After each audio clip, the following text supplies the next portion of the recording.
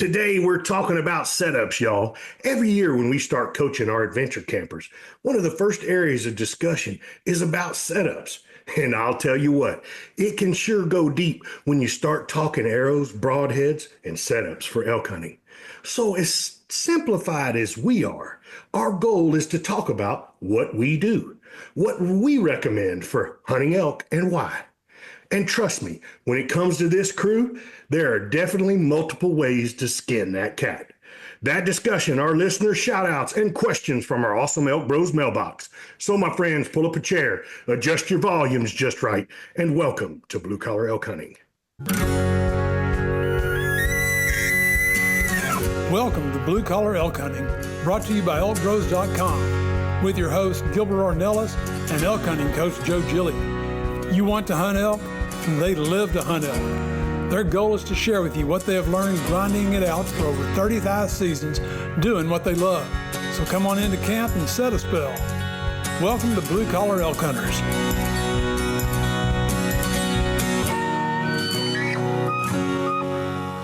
Hello there, everyone. If it's your first time with us, glad to have you. Hope you enjoy the show. And as always, for our blue collar hunters following our show and grinding it out with us every week, welcome back to Elk Camp. I'm Gilbert Ornelas, the host of your show, and joining us today, that's right, we've got the leader of the Venezuelan Mafia, Mr. Luis Gonzalez in the house, and Mr. Wapiti River Outdoors himself and ElkBros coach, Mr. Travis O'Shea is in the house. And we got WWJGD from Cimarron, New Mexico in the house. Got it teed up and ready to hit it deep, fellas, tonight. What's up, guys? I just want everybody to know that's Gillia with a G. Okay, I want to get that clear, man, because Luis is always like, Joe, it's Gonzalez with a Z. Yeah, like he wouldn't be bothered if he saw it with a J. Actually, I have, and let me tell you, it's so funny because growing up with that name, Giglia, I've heard so many things, man. I've heard, I've heard Giglia, giggles, gigolo, Giglia, and everything but gigolo. This is a family podcast. And I had thought I heard it all until one day the UPS guy came up to my house in Las Vegas, New Mexico, and he's like, "Is Mr. Giglia here?" I can see that. Yeah, giggly. You almost made the Gila, Joe. It almost just said, "Man, my name's Joe." Yeah, you got close to the Gila. Yeah, exactly. Yeah, Mister. Betcha. Yeah, Luis is always like, but that's when you have that kind of self-esteem, I get it, so I'm trying to help him out, man. No, you trust me, my self-esteem recovers a lot when I get to do these podcasts and I get to see you. Yeah. Recovers. It recovers a lot, man. Yeah. Oh, that's awesome, man. The cool thing is tonight, man, we're going to be able to jump into a lot of stuff here. Really excited about this. It's funny. Setups, arrows, broadheads. Bows. I was about as simple as that got, and then, I got impacted, by all these other people. By some gun that come hunting with him. Yeah. Life used to be so simple then, and which is good because I get to add an aspect of, that is quite on the other end of the spectrum from my brother Luis. So, I'm really excited about this tonight because there's so many people out there, and like you said on the intro, there's, when we start coaching, Luis is one of the first guys out of the box because if guys don't have their setups locked in, to what they're working with all those months prior to, the last thing you want is people changing setups. And so I'm putting this thing out there right now. The last thing you want is people changing setups weeks or even a month, before they go out, and I think it's easier. I think it's easier for pin shooters, in some ways, but you just don't want to be doing that. You want to be confident with what you have, and you want to get behind it, and you want to know it. And so that's why Luis comes out of the gate, man, so that we can get locked in, with what he does. So Can you imagine? Joe, before we get into the main content, man, I really wanted to compliment you on your backdrop back there, man. and people are going to be able to see our new backdrop when they come to the show this April. So let them know where they can find that backdrop and ElkBros coming up, man. Well, we're going to be in Albuquerque, February 14th, 15th, and 16th.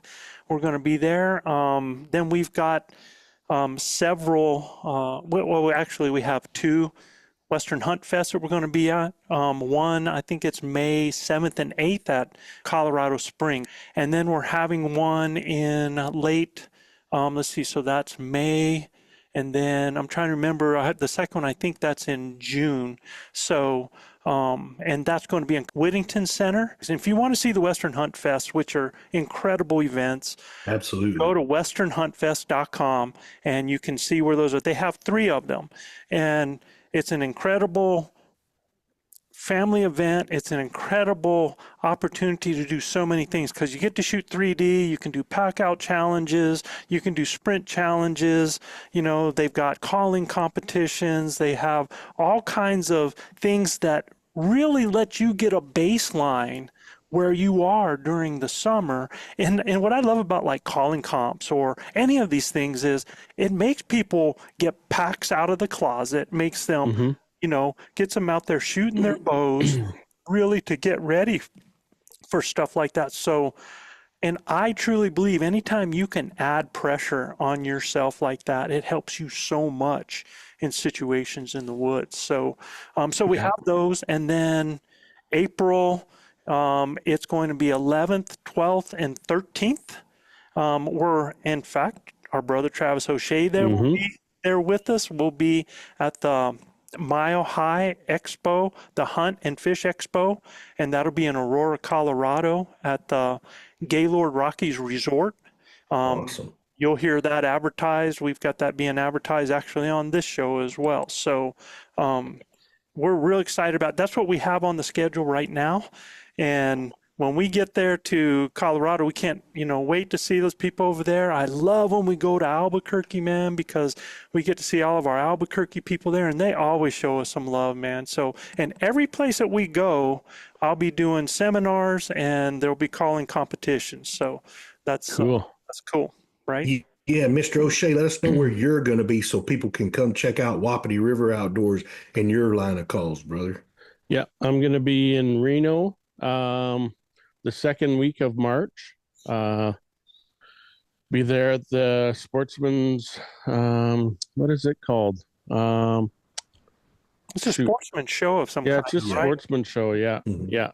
Didn't mean to put you on the spot, brother, but wanted to let everybody know that Travis is going to be in Reno at the Sportsman Show there in Reno, Nevada. And I think that's that same weekend of like the 15th, 16th, if I remember right, Trav, right? Yeah, I think it is. Yeah.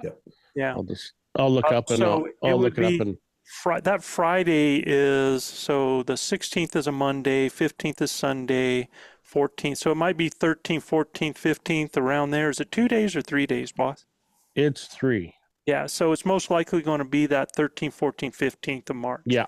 Yeah, you're right. Sportsman Expo. Nevada Premier Sportsman Expo, March 14th to 16th. Yep. And I'm not promising anything. Yep.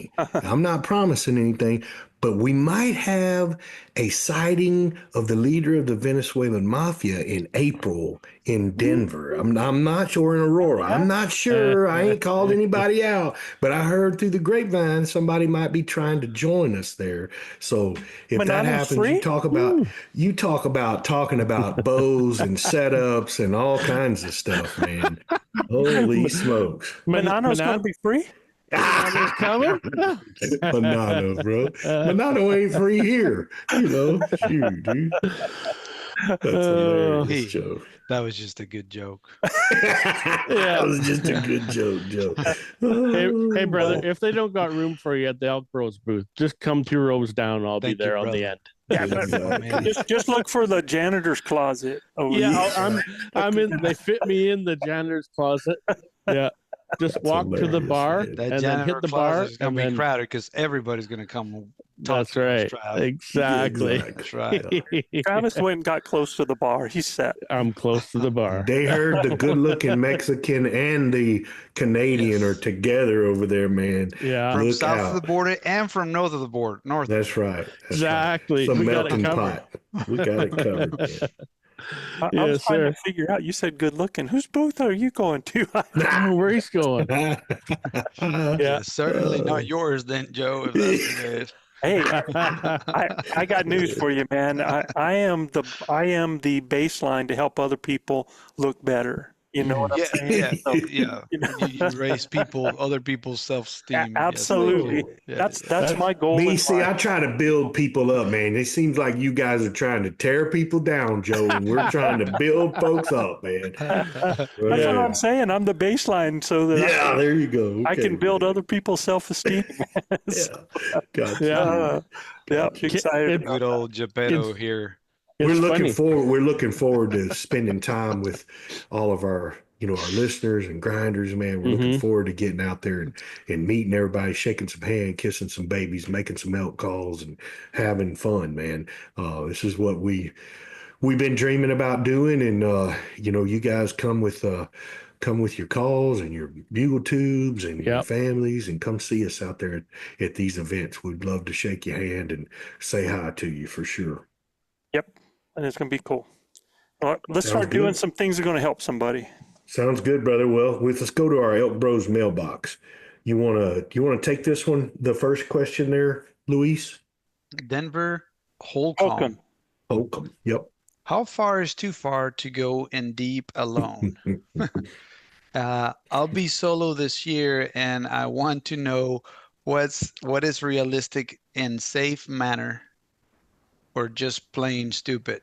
So I mean, Great question. and I think we've talked about this before, Joe, quite a bit. I think in the past this was certainly a concern, but I think one of the things that has been a bit of a game changer for us is just the ability of running the maps like Onyx and stuff like that in airplane mode, and still kind of be able to Navigate. to navigate. Yeah, not to get lost. It just builds that confidence to be in the woods, and once you learn how to utilize the app, and you understand, you can use the 3D and the topography, and you download those ahead of time. It just helps. Now, Well, and I think he's talking too about packing something out, getting yeah, getting his meat to yeah, and get it packed out. I was going to say that, and By also,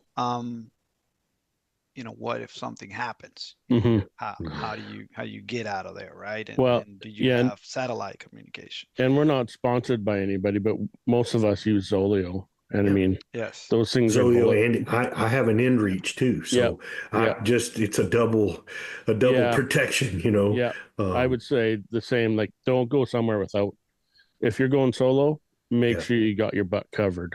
Yeah. For Yeah. sure. Yeah, extra cord for your charging apparatuses. Yeah. A good. I run a Poseidon in my pack, that probably could charge 4 days, 5 days in a row if you needed it to. Charge you from zero back to healthy again. It can also charge your Zoleo as well. So again, man, for me, going too deep would be number one. You'd have to be really truthful with yourself on your physical, on your physical well-being, right? Yeah. I mean, how well can you handle that terrain and be able to get in there and get out of there in, let's say, 8 hours, because 8 hours of mountain climbing will wear you down. You know what I mean? So Yeah. go And ahead, it's Trav. and what if he's e-biking in a little ways and then parking the bike and then hiking in, Yeah. and then you get on an elk and that elk takes you, you could be easily another couple 2-3 miles away from your bike. Yeah. And what if you slip and break an ankle or something silly? Yeah. You're gonna have to crawl your butt back to that bike. Yeah. You know what I mean? Just to get out. So Yeah, I think most guys with their, when they say how far is too far to go in deep alone, I don't know how much most of these guys, I don't think they really think about their personal safety that much, even though they should be. Right. Right. I think, And they should. Yeah. yeah, I think most of it is like you said, just concern with the pack out, right? Like, and that's where, if you've never packed an elk out on your back, man, and you've had, and we're not talking flat ground.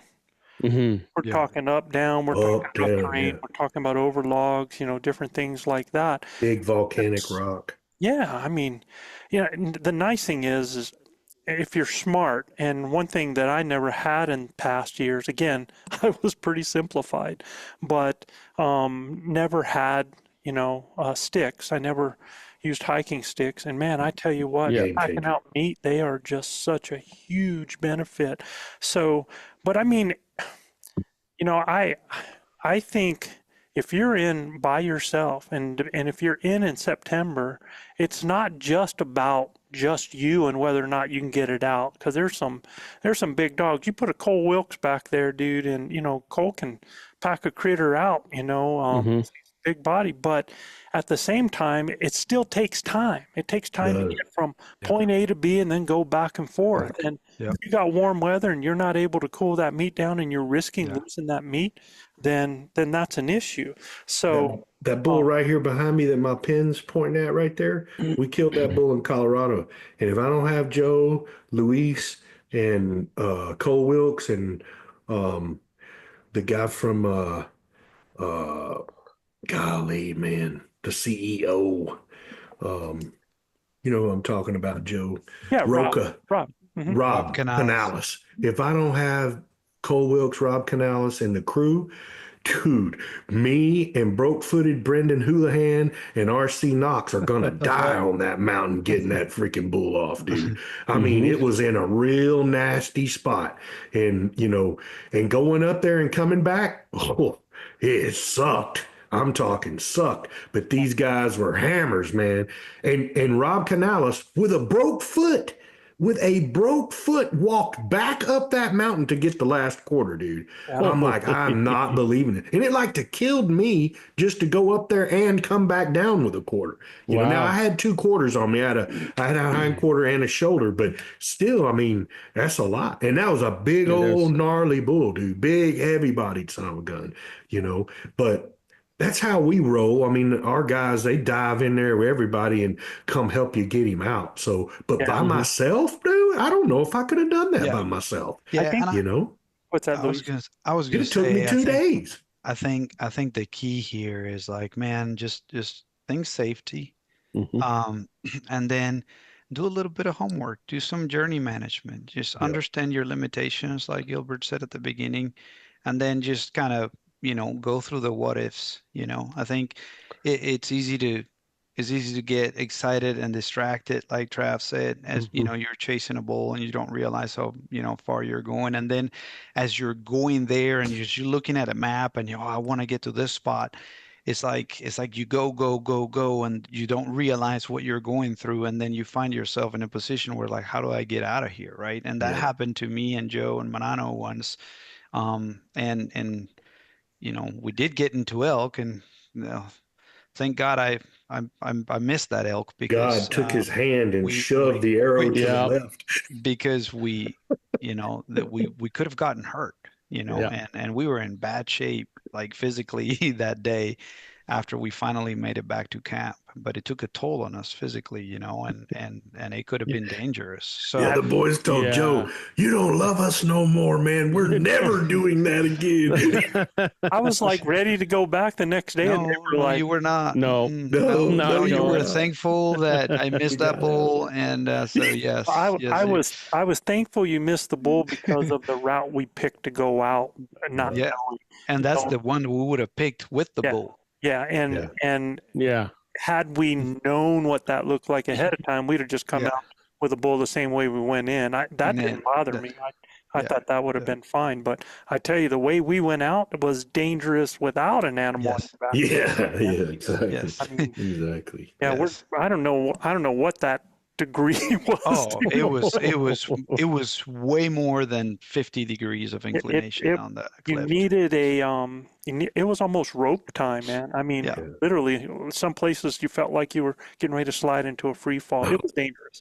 I did that. I was stuck on the side of a mountain and did that. And I'm telling you, it ain't no fun, dude. No Yeah. good. It is no Think fun. safety, make sure you carry devices to communicate, whether Mhm. it's a satellite device, whether you got your maps and you feel comfortable knowing the ways in and out. Understand your limitations, ensure that you know how to use the app to understand your distances and how long it's taking, gauge your pace. So Yeah. you know how long it's taking you to get to a certain spots.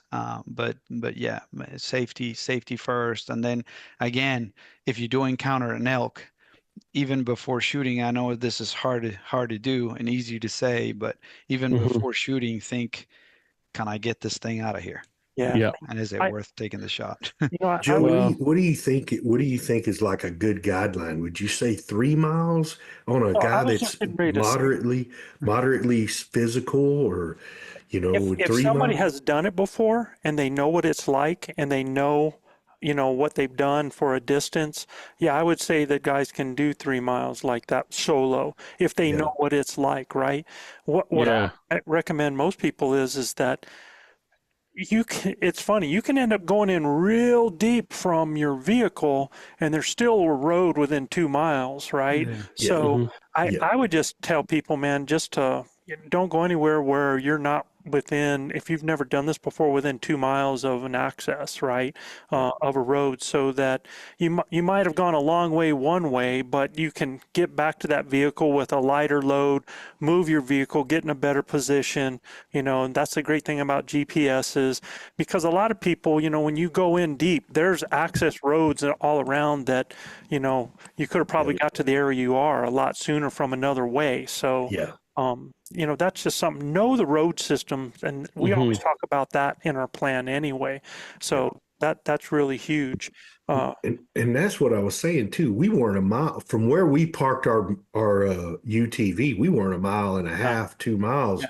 from where we were. But dude, those were take you 3 hours to go that mile Mhm. and a half because it's so straight up and down and over deadfall and stuff like that. Yeah. So when you start carrying, go ahead, Bubba. Take your time, man. You got Yeah, to take your take time. your time. Use your Mhm. sticks, man. The sticks are really big. That was the first time I'd used sticks when I was coming out of there, and they're a game changer, man.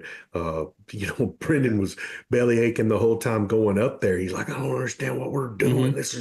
This is crazy. This is flat crazy. And then once we got up there and the elk showed up and I killed him, he's like, well, now we got to get him down. I'm Yeah. like, I get it, bro, but we're gonna. And the next year that when we were up there last year, I actually found it was a little harder to hump to get there, but it was a much easier way to come out. So we did a little bit of investigating and stuff like that, and we could have got our buggy to a road that was a little tougher initial hump, but like much shorter. You know what I mean?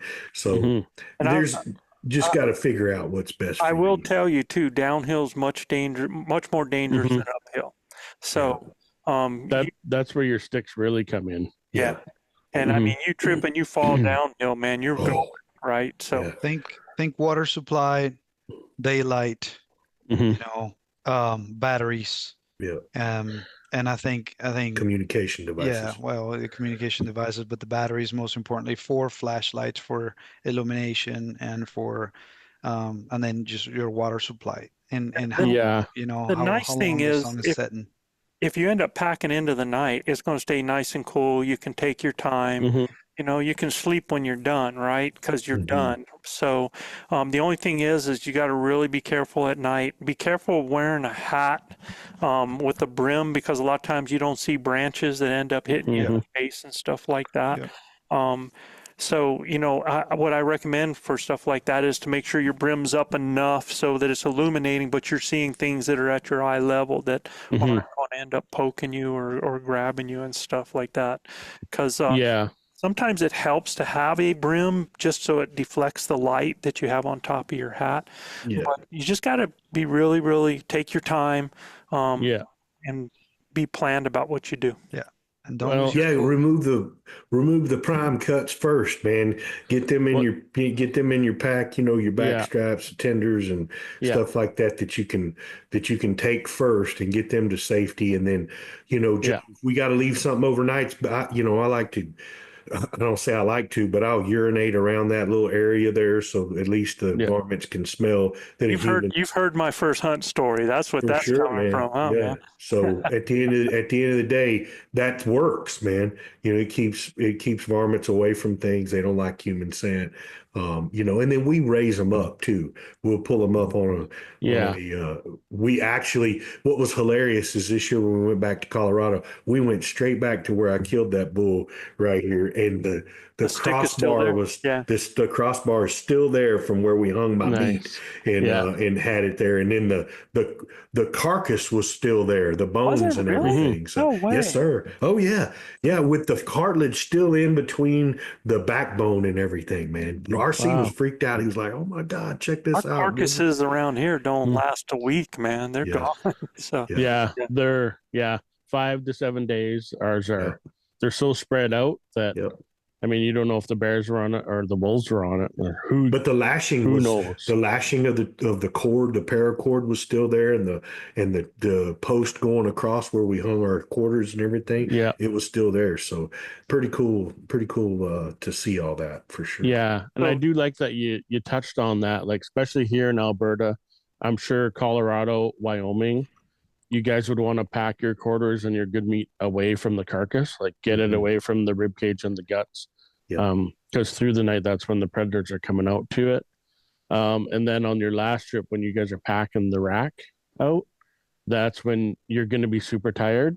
But now you got to go super slow and be really, really careful. Because if you wipe out with that rack and you wipe out and you impale yourself, Yeah. you could be done right there. And then what, right? So, Yeah. and that's the scariest part because you're going to be wiped. Mm-hmm. yeah. Yeah, I mean, you take a look at Adam Mesner when he killed his first bull, he couldn't even, I mean, he was so done in, he couldn't Mhm. even get him off the mountain. He had to go get help. And this is a freaking world-class athlete, I mean, Well- literally a world-class athlete. Well, just think of the process alone of quartering that animal by yourself. Like man. when you got buddies, it's an hour. When you're Right. by yourself, that's Just 3 or two. 4 hours. Yeah. Mhm. I mean, it's a long time, and just that is tiring all on And its own. rest. And again, Rest, man. take your time, man. Know what you're doing with the Rest. knife. Don't Yeah. rush. If your blade gets dull, change it, sharpen it. Yep. Don't start just whacking at something because that's when things happen, man. Mhm. Always be aware of where your knife is going. It's never going towards yourself. Yep. It's going away. So, and yeah. when you're talking about safe manner and plain stupid, the safe manner is just making sure that you have a plan, that everything's calculated, that you have redundancy, and that you take your time. That's a safe manner. And plain stupid is just when you get out of your comfort zone and you're doing things and you're rushing things and you're putting yourself in a position where you not only could injure yourself, but you could lose the meat. Various things could happen. So that's just those things to be careful about. Okay. Yeah. There's one other thing there. Like, I think back to when I first started, where I would go when I first started, I would get on an elk trail and I would just go, and wherever the elk took me is where they took me. But now that I'm 50 years old, I think a lot differently. Like Yeah. my whole elk hunt is planned out, and it's, if you can do a big loop and come back to where you started, that's kind of how I roll now. But back in the day, I just out of the truck, and I As was far as dumb. you want to go. I hate to say it, but I was really dumb back then. And I just started going, and you'd hear a bugle and you'd start going through the bush after him, right? So I think that's most people when we start out, dude, and then we get a little harder as we go. So Yeah. So let's take a look at the second one, man. Bennett Carr from Kennewick, Washington. This season I was heading up the mountain. I jumped a group of 4 cows and 3 yearling calves about 500 yards off a main highway as I was headed to my evening location. Now, first of all, I want to just say that that happens a lot more than most people think. And a lot of people don't realize, they think, again, they gotta, like Denver thought, like they have to go deep to find elk. And that's not the case. I think a lot of people go right by elk that are just off of highways, off of roads, thinking that they wouldn't be there, Stay right and they there. are. So I just wanted to point that out while I was going. He said this was September 12th. Was it Rito's likely? birthday. Yeah, Gil's Big birthday, O's man. birthday. Was it likely that if I could have waited, a bull might have come out after the herd went through? Or is it very common for groups like that to not have a bull during prime rut? So what I'm going to tell you is there could have been a bull there, and the bulls aren't always, sometimes they're lagging back behind, sometimes they're up on the side, and there could have been a bull there that actually went a different direction, went off on the side, came out, and eventually ended up joining those cows again, but you didn't see them, especially if you were looking at the cows, because there were, 3 or 4, and then the yearlings, you're focused on that, so there might have been a bull, and sometimes a bull does follow out, Yeah. they're generally behind. There's going to be some cases where, if those cows are feeding, then that bull's just kind of doing his checking thing. He might have been up in front of them when they boogered, and then just taken off, and the bulls will actually do this, man. Those cows will blow out of there, and the bulls will look up, and they don't look back to see what spooked them. They just watch the cows go, man. It's like, oh, okay, I got to catch up. It's just, they don't know why they went out. They just start joining them. But, and for this year, I've always told people, when you see a cow elk, you better be looking, because there's more than one elk, right? Generally, and this, unless you're in Alberta. this past year in Colorado, on 3 separate occasions, I saw lone cows with nothing, and it was the weirdest. No bulls. Yeah, no other cows, no other cows, calf, no nothing. bull, just lone cow by themselves, just a lone cow, and I've never experienced that any other time. So that is weird. Even here, there's always, if you see one cow, there's going to be 2 or 3 for sure. But and then traveling behind all those, of course, it's the satellite bulls, right? And a lot of those satellite bulls they're not making a peep because they've got their butt whooped already, and they just want to sneak along and follow. So be ready. I'd say, like, really get your cow and calf call out, and even though the other ones have gone off, just start squawking on that, and you're going to call one of those satellite bulls over, right? And you'll know within 20 or 30 minutes whether there's a bull there or not. He'll show up if he thinks there's cows there. It is a perfect chance for regathering mews, man. Because even if those blow out, what if there were some other cows over there? What if there were, a bull and some other? You start doing those regathering mews right there, and it's just like when you bust out a flock of turkeys, man. They start coming back and pulling in. So and be listening for those oddball sounds. Like they might not bugle, he might not groan or do anything like that, but he'll step on a stick, snap. He's telling you he's there. Kick a log. You hear the good one, because they hear the hoofs on the log or a rock. So hope that helps you out there, Bennett. Yeah, buddy. Well, guys, you know what time it is. It's time for our ElkBros shout outs. If you're new to the show, this is a shout out to our followers in a few cities with the most listeners topping our charts this week, Joe. Yes, sir. But before I do, just a heads up that on our next show, we're going to be having our Spin a Winner giveaway for an ElkBros Soloist tube, 2 of our ElkBros signature elk reeds, and so this is going to be actually the reeds are going to go. There's going to be this is a killer duo right here, man. So that's the 2 reeds that can go out there. It's going to be our Burnham Red, and it's going to be our Sugar out there, and so you're going to get the Soloist bugle tube, and you're going to get 3 packets of buck wipes, man. So these are unscented based biodegradable field wipes that we're going to be giving out, and it's really cool because they're packed inside. You got a little thing that you can open up. I just throw one of these in my pack when I head out, and Yeah, these things are awesome, man. Small, they don't take up no room, they don't weigh Nope. nothing. Nope, no, it don't weigh anything, and you don't have to worry about, putting anything in a baggie or anything like that. It's all set, ready to go. So, if you want to get entered, there's still time before the next show. Just leave us a review on Apple Podcasts or leave a comment on the YouTube channel. And both of those, make sure that you include your name and where you're from, and we'll put you in to be able to win that next show. Okay? Joe, want to lead us off on our top listening city there? Yes, sir. Today's top listening city is famous for the first shots of the American Revolution. Now, Trav, I know you've studied your American history. Do you know where the first shots were fired in the American Revolution? I'm going to say right about here. No, I don't. I don't know, honestly. bro. He was pointing at his chest for those of you who are just listening. First thing that we learn in school is about Canadian history, and it's important to us. I'm very disappointed in you, man. So I'm sorry.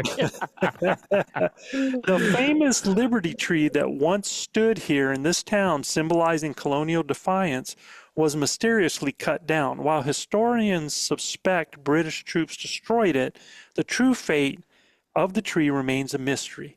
And y'all, the famous battle was in Lexington and Concord, and this is Lexington, Massachusetts. Lexington, Cool. Massachusetts. Fantastic, man. Our East Coast brothers are showing up. Joe, this next city is home to the National Weather Center and once considered as a potential capital for the great state of Oklahoma. This town has been the home of James Garner, Toby Keith, and that's right, Mr. Barry Switzer. An eerie urban legend has grown here, with locals claiming to have seen a large winged creature similar to the Mothman of West Virginia. And that's in none other than Norman, Oklahoma. Norman, Oklahoma in the house. Cool. The Boomer Sooner Nation is in the house, brother. So, I've never heard of the Mothman of West Virginia. Me neither. Okay. But there is some wild stuff in West Virginia, brother. Ask Luis. Me neither. I live there. The moonshine, Yeah, and the couches burning and all that kind of stuff. Oh yeah. If you guys have never watched a wild show about West Virginia, there's a show on Amazon Prime called The Wonderful Whites of The Wild and Wonderful Whites of West Virginia. You owe it to yourself to check it out, man. It will enlighten you.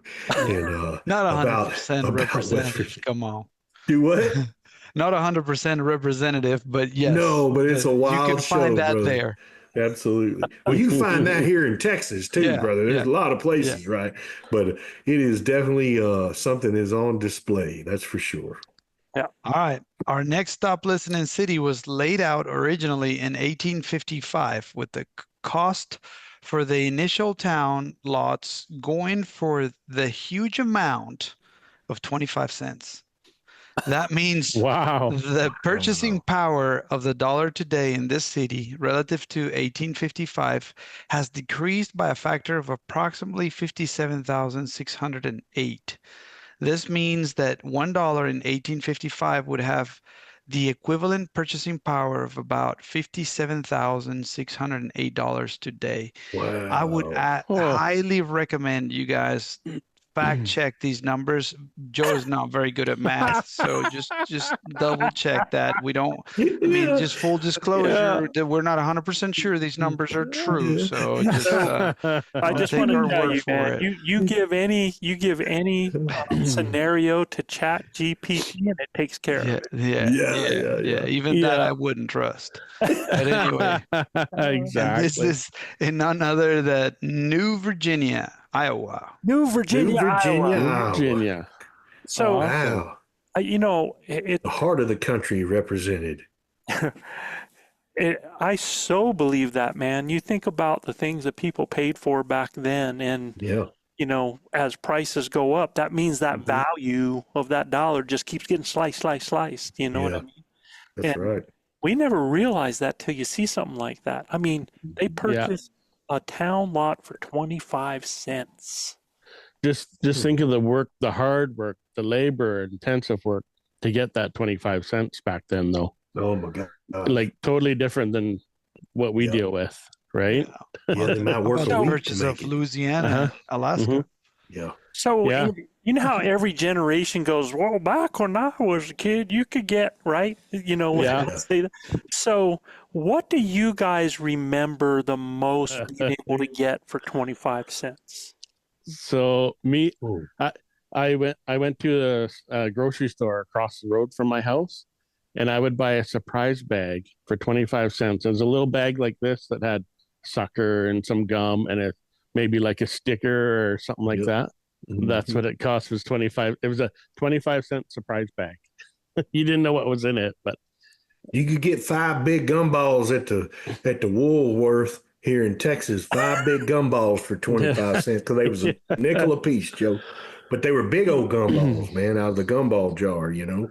So for 20, you could get 5 of them for a quarter. Well, do y'all remember penny candy, or is that before y'all? penny candy. No, we had 5-cent candy. That's we had. Yeah, so I think 5 and ours 10. was 5-cent candy. I know Yeah. Luis was probably $1.50. He's only like 14 years old. So. At least maybe, yeah. But I was gonna remember. say, and there's another thing that we gotta understand here. We didn't have dollars as the currency back in Here it Venezuela either. So it was 25. Not till you got to the States, huh, Bolivarian. brother? Huh? Not till you got to the States, huh? When you were 17, 18, huh? I was 18. Yeah. Yeah, 17, 18. Yeah. What's the currency there, Luis? In Venezuela, Yeah, it used to be the Bolivar. Bolivar, So yeah. Bolivar. from Simon Bolivar. Okay.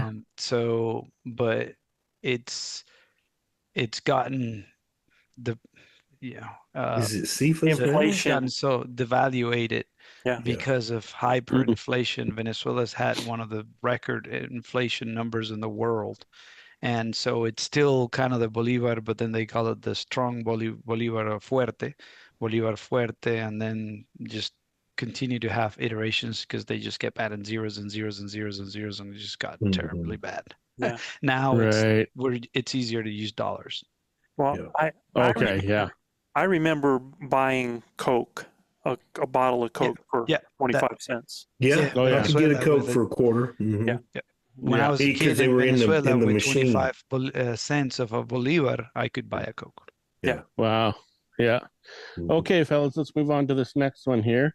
This site where this top listening city now stands began during World War II and was home to the Defense Industries Limited munitions plant, the DIL, which was the largest in the British Commonwealth at the time. After the war, many workers from the plant chose to stay, leading to the establishment of a permanent community in 1955, Ajax, Ontario, Canada. Ajax, Ontario. Ajax. Joe was like 35 years old. Yeah, see, you got the old one, 1855. I got a new one, 1955. Yeah, 100 years later. Yeah. 100 years later. Big Man. difference, yes, sir. So had you ever heard of Ajax, Ontario, Trav? I haven't. No. I've been on to Ontario one time in my life because that's where my dad was from, and he was from Belleville, Ontario, which is just outside of Niagara and Toronto, I guess. Oh, okay, gotcha. Yeah, but I was there when I was a little kid. I think I was 8 years old, something like that. Okay, cool. Gil, what are we getting ready to do, man? Guys, we're fixing to talk about main content. Main content. Exactly. And, leading into that, Joe, you made a comment even in our intro where we talked about our adventure campers. And this is a very thing that we start them out with, is talking about arrows, broadheads, and setups for elk. Well, we actually have the guru for ElkBros, the man himself that builds some of the baddest pills in the world. My brother, Luis Gonzalez, who's one of, and I'm not trying to just blow him up, but here's the deal. I've known Luis Gonzalez for over 17 years. He may be the best engineer I've ever met in my life. right? This guy doesn't miss anything. And when he got into looking at our arrow setups and why we were effectively killing things and why we weren't, why he was being unsuccessful, why, we weren't getting double pass throughs and stuff like that. I thought it was all just a bunch of hokiness, man, myself, because we were killing everything that we shot at anyway, right? But when he dove in and started questioning some of the things that was happening to us while we were elk hunting and hog hunting and deer hunting together, things started making sense. And this guy is one of the best engineers in the world. So when it comes to working with Dr. Ashby and his methods and madness and stuff like that, I think Luis has really kind of wrote the book in our crew about how well we need to be prepared for plan B. Right, Luis? Yes, sir. So when we talk about today, man, Luis is going to lead us into this, Joe, and talk about our arrows and our broadhead setups. But I guess, like Joe said earlier, we need to really talk about our bows too, and what kind of powerhouse we have behind that bullet that we're shooting out of our bow. Well, So and you got to talk about your bow. You got to talk about your body. that's right. Because Yep. your Our body kind size. of controls some things with the bow, right? That's right. And at the same time, where we're going with some of this, I'm always going to, and I always have been like the little devil's advocate because I did everything wrong, evidently, but Me and you both, brother. Look, I've learned a tremendous amount in the last 3 years. but I killed elk and I had No doubt. Me too. So, Me too. and that's out there. But we really want to talk about this stuff, and we're going to let Luis kind of lead us off with this, Luis, because with that said, I said bodies and Gil said bows and all this stuff because we want to talk about arrows, we want to talk about broadheads, and you can't talk about those things because all of it's part of a setup. It's part of the bow, right? So I'll just turn it over to you, man. Yeah, and it's interesting, Joe, because as we continue to progress with the ElkBros adventures and how to best optimize the time to make it to where it's easy for the hunters coming in to kind of follow some sort of a path, a little bit of a guide and how they need to look at things and where they need to start and what in what order to follow things. I started taking down notes because it's like, as we discussed, in the first few hunts that we did, we only had a handful of hunters and I had time to sit down with them one-on-one and go through the details. But then as we're growing and we got more people, it's like, okay, how do we put it out there to where people can just, is it a video that they listen to and then they just kind of follow those steps by step? Because it's a process, and it's a really, really long process. Now it's extremely cool, and the journey is awesome and you learn a lot, but I think it's as bow hunters, we owe it to ourselves and we owe it to the animal to at least understand what the process is. And there are shortcuts that we can take, but like everything, it's a trade-off. But that being said, though, I think, as Joe said, our bodies, right? I mean, you got to understand your limitations. You've got to understand your body situation in general, right? I'll give you an example. Let's start off with your draw length. You may be a very strong person, okay, and you probably can pull an 80-pound bow, okay, like the Trav right there. You see them muscles when he flexes them, but just like Trav, when he draws, he's probably 25 inches. Yeah.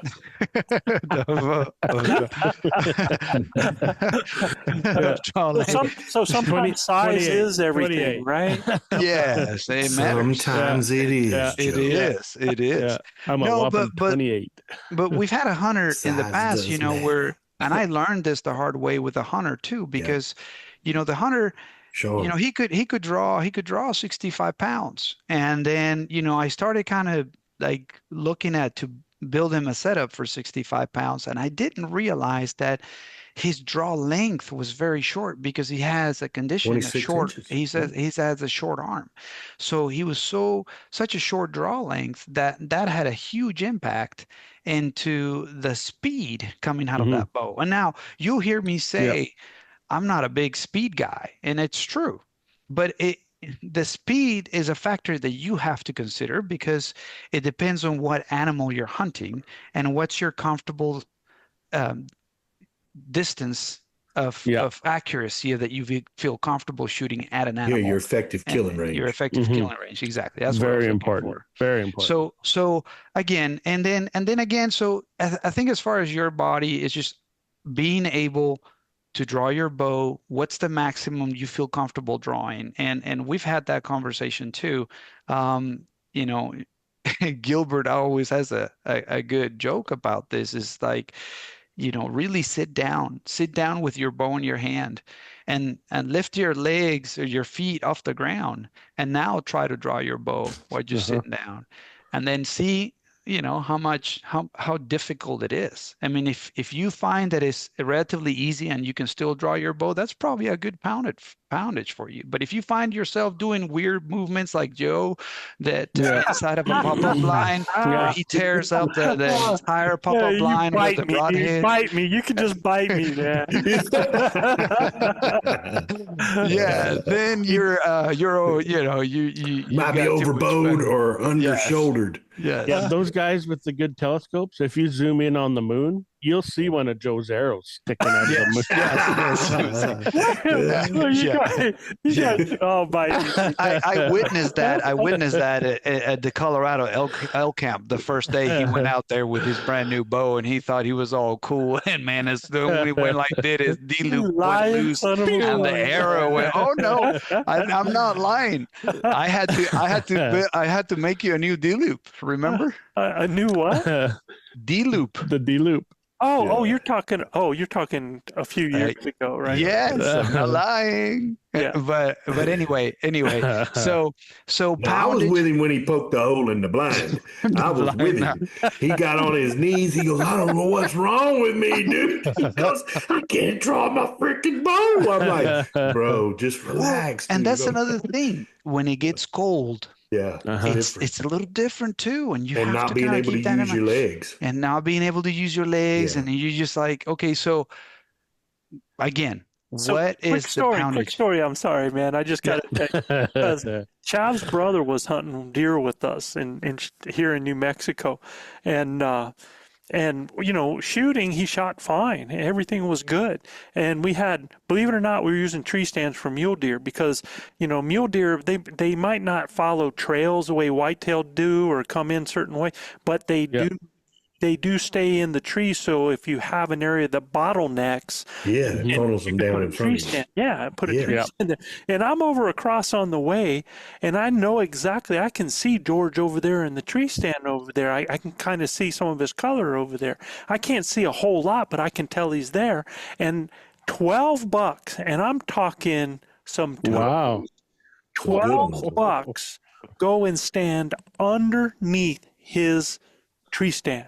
Underneath his tree stand. What? And I'm sitting there going, I'm just waiting for, you know, for everything to blow up.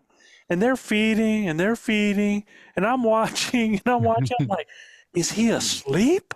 What the heck, man?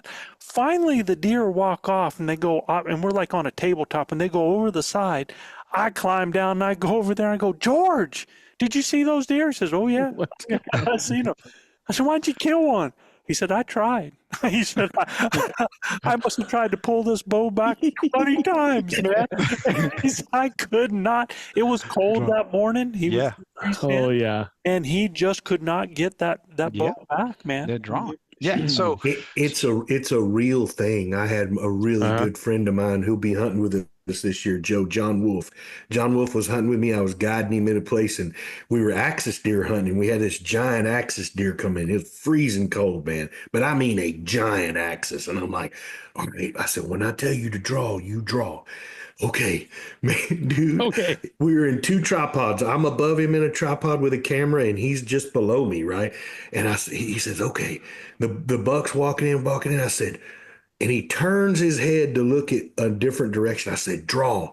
Man, he raises up and that whole bow's rattling. Everything, the axis looks up there at us, man. He's like this, he's like looking at us.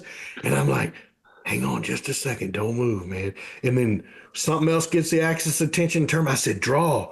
He cannot get it back. He looks up at me. I said, what is wrong? He goes, turns and looks at me. He goes, I don't know. He goes, I don't know. He said, I can't draw it back. Something's wrong with my bow. So the axis deer finally hears him and he runs off and he hands me the bow. I pull it straight back and I'm like, there's nothing wrong with your bow, dude. Here. He just got nervous and it was so cold. He'd never drawn his bow with his feet not planted on the ground, you know? So like Luis said, being overpounded or underpounded, I mean, that's a real thing. You know, find out what you can tolerate and start right there. And look, every pound or every inch can make a difference. So so try to put it to where you feel that you're slightly challenged, but you can still comfortably do it. Okay. And this thing has my hand raised. I see that. So that's cool. So, you know, being overdrawn on your bow, it's also bad. And being too short, you know, drawn on your bow, it's also bad because you know you have bad posture and anchoring points. Bad what? Posture, Joe. Posture. You know, I got you. Posture. Okay. I'm sorry. I'm talking with my Canadian friend here. Yeah. I mean, you guys don't understand the accent. I mean, it's just y'all's problem. One thing he understood. One thing I want to bring out though, Ben, and when you talk about posture, okay, like that, and all kidding aside, is, and here's another real thing, and people need to realize this. So I did some things actually to injure my shoulder. And what I started doing was I started compensating. See, you know, shooting instinctively, I would shoot 150 plus arrows a day, right? And what I would do that time I injured my shoulder, and actually that's what showed up so much when I went to go hunt with Luis over there, was I started compensating and doing other things with my form to get that bow back, and actually doing things that was hurting me more.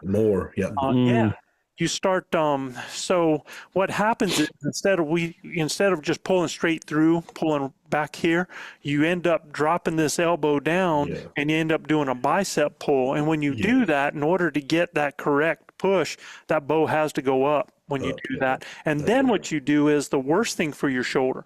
When you do the bicep pull like that, now you rotate your shoulder up on load.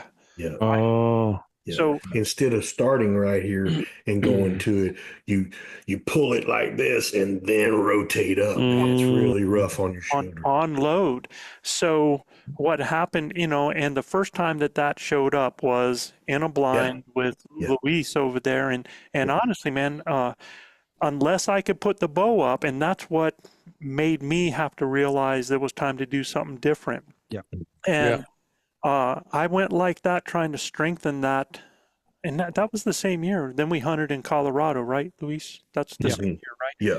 And, you know, I actually had to, I thought it was getting ready to end for me, that because I hadn't hurt my shoulder that much muscling through and shooting as much as I did, and had to go to see a physical therapist and really start strengthening and stuff. So when he talks about posture, you know, I think really form what you're doing instead of trying to muscle through something is to learn to really work and shoot correctly, right? I'm sorry, Joe, I didn't mean to take away from you, man. Yeah, and Joe, is this when you were shooting the recurve, or? No, I've never shot a recurve. I've always shot finger compound. You're shooting fingers on a compound. Fingers compound. And so when you're shooting fingers compound, you know, when you shoot with the release, you get a little bit more leverage with the release because of where it's at, and you can pull back on it. When you're shooting fingers, you're all the way committed to that string to have to pull back. So you're already here, and it's so easy to do this and muscle it back and then load up, you know, but it's not good. And that's what happens. In order for you to do that, that bow has to go up in the air, you know, for you to do that, and you get a lot of movement. So and you put a couple more layers on if it's cool in the morning, and you do that same action. Now you're fighting against all those clothes and everything compounded, right? Yeah. So again, I think primarily make sure the draw length is adequate. And then make sure your poundage is adequate. But you know, put it at the top of your limits. So try to get the most you can out of it. Okay, because every inch and every pound is going to help out. Okay, at the end of the day. And then we have to start from the assumption that your bow is perfectly tuned. And when I say your bow is perfectly tuned, you want to make sure that one, you know, make sure your string is in good shape.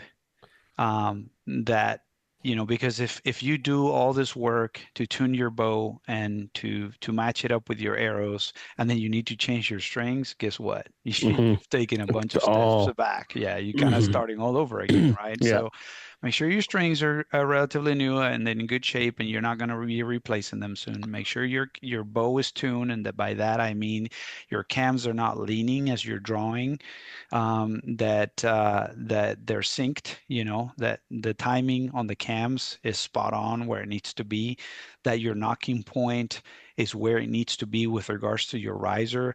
Usually some of the risers have the burger hole as an indication. Make sure your shaft is level, that your rest is the starting point, the kind of the 0 point for the rest, at least with Matthews, is like 13/16 from the riser. And that's kind of your starting point. That's where you want to start. You want to make sure your bow is in really, really good shape.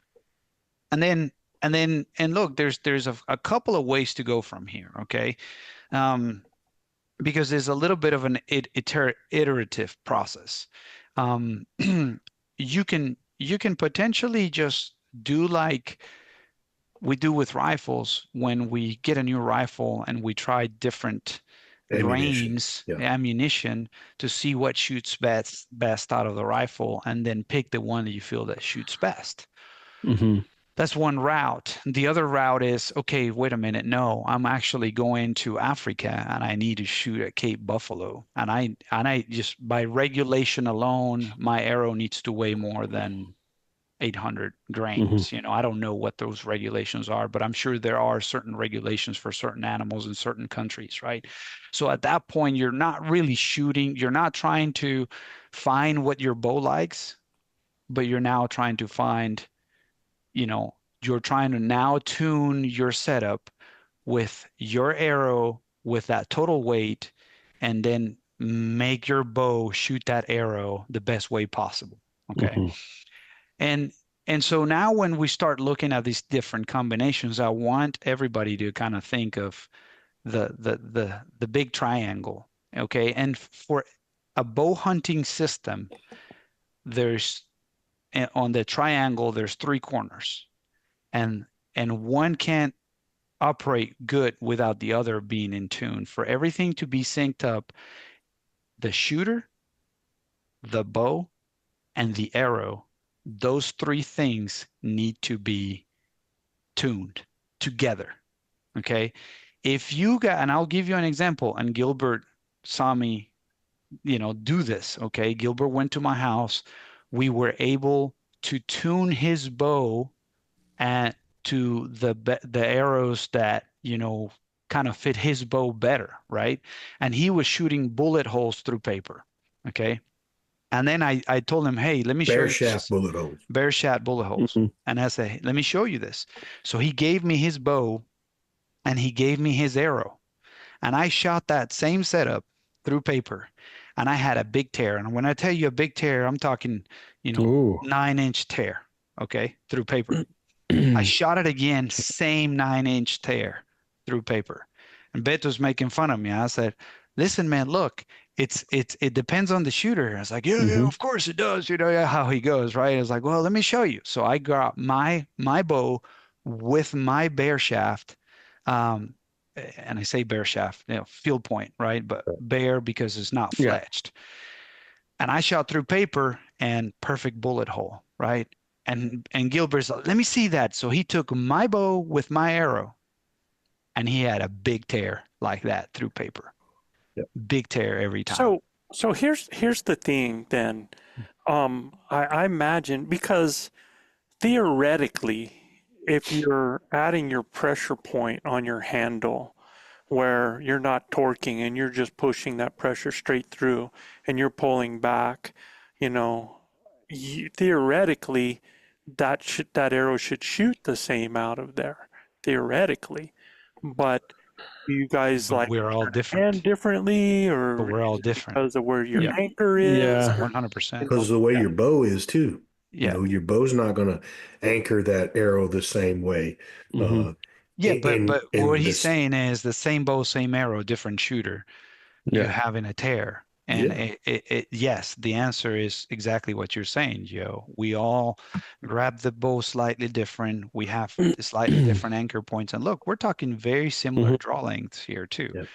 So that's why I always like to think of that triangle. Okay, those three things need to be in sync.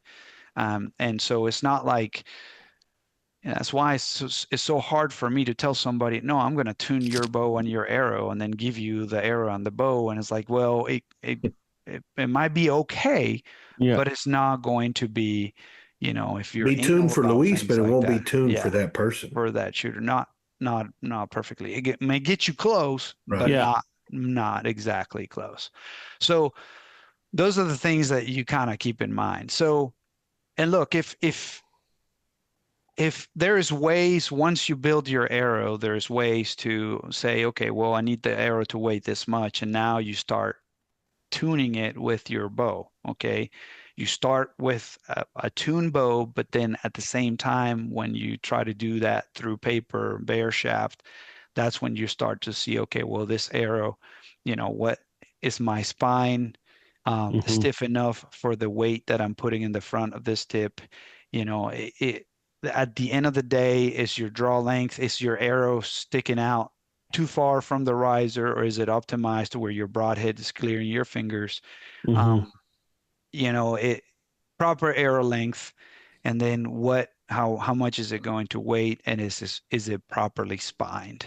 Because Um, because adding those inches on the arrow, if they're not cut down, that, believe it or not, that changes your spine as well. 100%. Yeah, So, the shorter you, if you have the same spine, say hmm 300 spine, okay, so your 300 spine 30-inch shaft is going to flex more Yeah, than your 300 spine 8 or 28-inch 26. shaft. Yeah. Yep. hmm Yeah, Yep. shorter yeah, shaft. So it's the same spine shaft stiffness, but then and then if you put more weight on the front, it's hmm going to deflect even more, right? So those are the kind of things that you would have to play with. So yeah. yeah, I mean, there's a couple of ways. Again, you can figure out what arrow you want to shoot, and then you're going to have to do a lot of work on tuning that arrow to your bow, and And we that start means with the back end of it, huh, Luis? as far as Tuning, not tuning. yes. Well, that comes in the process of building them. Once you Right. figure out what you want your arrow to be, then you start looking. When you start building your arrow, there's things that you can do to make your arrows more um, consistent to each other. So if you're building a 12 set, you make sure you cut them exactly at the length that you decided that you were going to have. Now you can insert tune. And you can do that by taking the broadhead that you're going to assign to that shaft and screwing it into the insert and then sliding the insert in the shaft and spinning it until you find the proper insert position that makes that broadhead spin better. And then when you find that spot, you mark it, and then you can glue your insert exactly on that spot, but you have to always keep that broadhead married to that shaft. See, Much like I'm hand those load, other it's much dudes out like there. I'm those dudes out there that are going like, ain't no freaking way. No way. Yes. well, there's 100%. so it's And much like hand loading rifle 100%. ammunition, man. You know, it's much like doing that. So when we talk Yeah. to our rifle enthusiasts, most of them are going to shoot a hand load. They're not going to go grab a box of shells off the shelf. Some of them will, but there's a lot of guys that want to tune their stuff precisely. Yeah. And that's Yeah. what Luis is talking And about. and I'm not saying that's not going to, again, Work. I mean, Yeah. yeah, shot placement, we've come down to the conclusion that shot placement is definitely King. the main killing factor. Right. But then Yeah. but then again, what kills the animal? It's not the bow, it's the arrow. Yeah. So the way I see it is I want to invest as much time as possible what's actually making contact with the animal Yeah. and what's actually delivering the payload. And I want to make sure that that system is solid, is effective, and is optimized to Total respect for it. Yeah. Total respect for it and what you Yeah. do. But I'm always like, okay, how much difference does that minute tuning make? And you know that A tremendous amount. So, and I can tell you because I've gone through the process over the last 3 years. Okay, I mentioned to you guys before the podcast started that this broadhead right here has killed 6 animals. Okay, before when I'd shoot an animal, generally the tip would bend or the blade would bend or something like that. Probably not reusable. This arrow right here, as you can see, it has 2 notches on it right there. That means this arrow alone's killed 2 animals already. Okay. This broadhead, though, has killed 6, which is unbelievable when you talk about being able to so get to the reuse. what's the point though, bro? And like on the tuning of the insert and the knock, that's what I'm talking about, right? Because you're allowed to get 2 holes and recover this, Like, man. Right? They're not running through the woods, breaking it off and tearing so it up. And and this may be minute, like you said, Joe, but think about it this way. If your arrow, instead of hitting completely perpendicularly, okay, so your arrow is flying this way and everything is in a perfectly straight line. you're going to All get that better penetration. all that energy is concentrated at the very tip of that broadhead. Yeah. If that tip of that broadhead is twisted down, even down a little bit, Yeah. what you get is this. When it hits in the impact, even though if it's micro, that energy, that vector is not going to go through the shaft completely. It might be slightly sideways, right? And if it goes slightly sideways, then it's potential that you will lose energy. So it may affect your penetration. Now, I'm anal, It will right? affect it. I'm anal. It may not affect it enough to where if the shot placement is right, you're still going to kill that animal and it doesn't matter.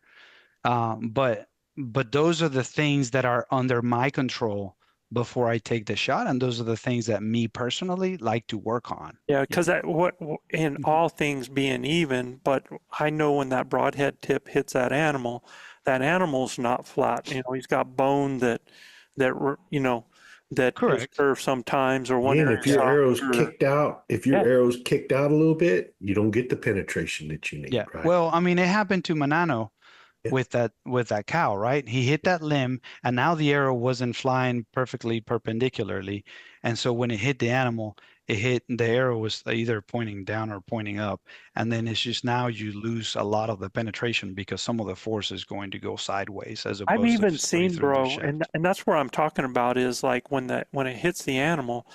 I have had it happen with my hunters that they're hitting an animal that's quartering away in the pocket, and when they hit, something happens that turns that arrow and it comes out the back hip. It Yeah. doesn't make any sense, but it's because when you hit that animal, other things Yeah. change because of Well, it also depends on how light your arrow setup is, Yeah. and are you And how spying stiff it properly? is. Yeah. exactly, yeah. And then what kind of broadhead you're shooting, and what kind of heavy bone you hit, and as Every time we're I've going seen through that happen, it's been with a 2-blade broadhead. Yeah. Every time I've seen it happen. Yeah. And I mean, it's like, even I've seen it broadside animal hit and it ended up coming out the hip. Somehow Yeah, and like Luis said, Joe, and we put it in the pocket. It really, with the great bows and arrows that we have today in the all of the technology that we have, we're gonna score, man. Yeah. But it's if we make a mistake and we're a little forward, Absolutely.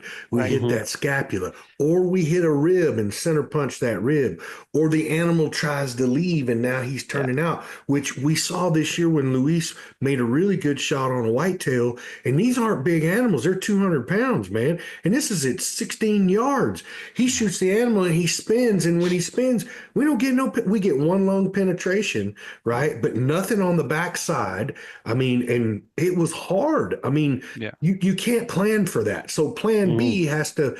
We really, if Luis doesn't have the arrow he has, we never find that animal. Well, And this was I know what drives Luis because I was with Luis on his first animal that he didn't recover.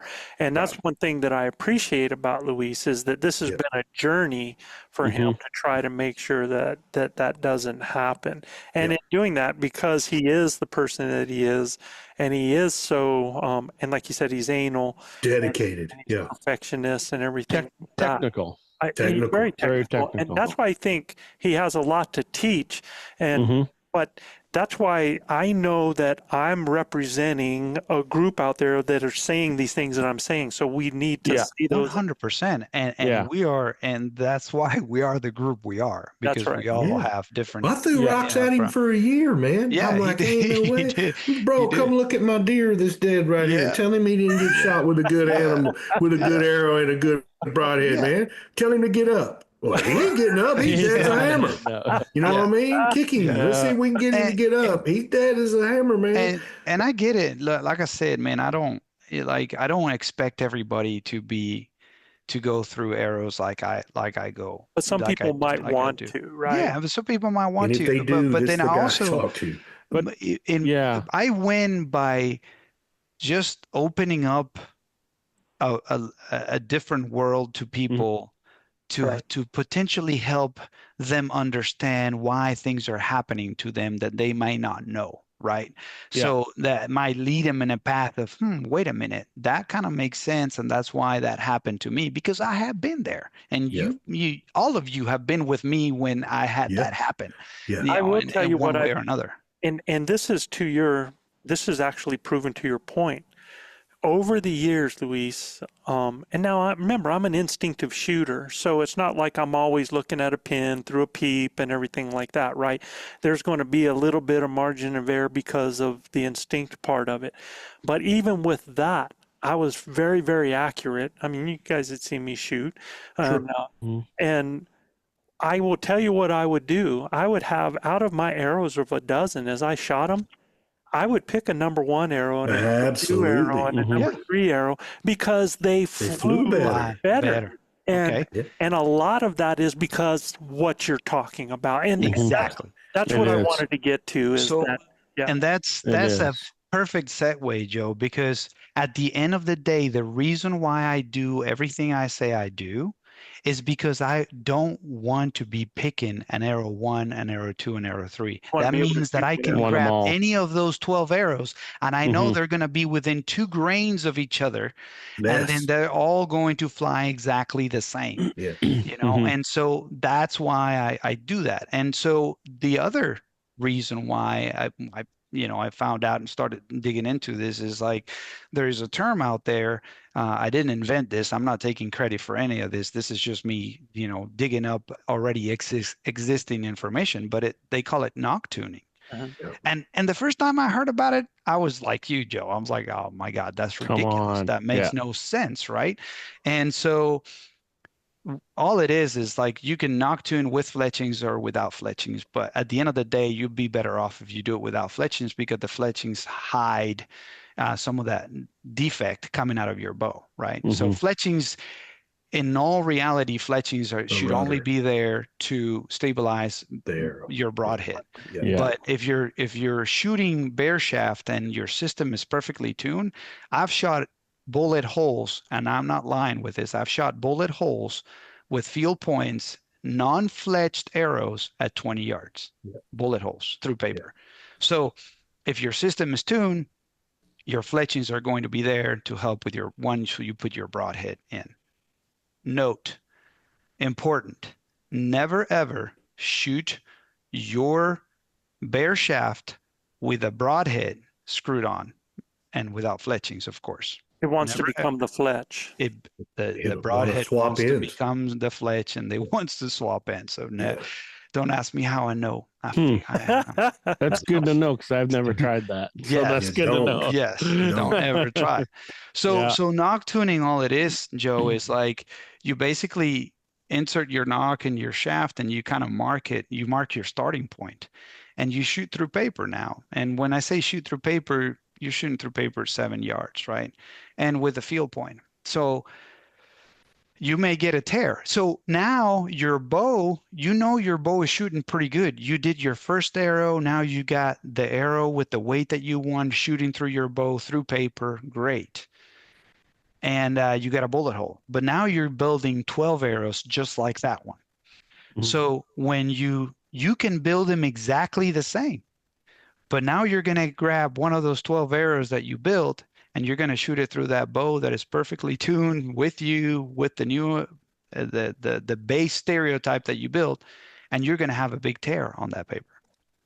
And you're like, wait a minute, this is the exact same length, exact same weight, exact same components, shooting out of the exact same bow.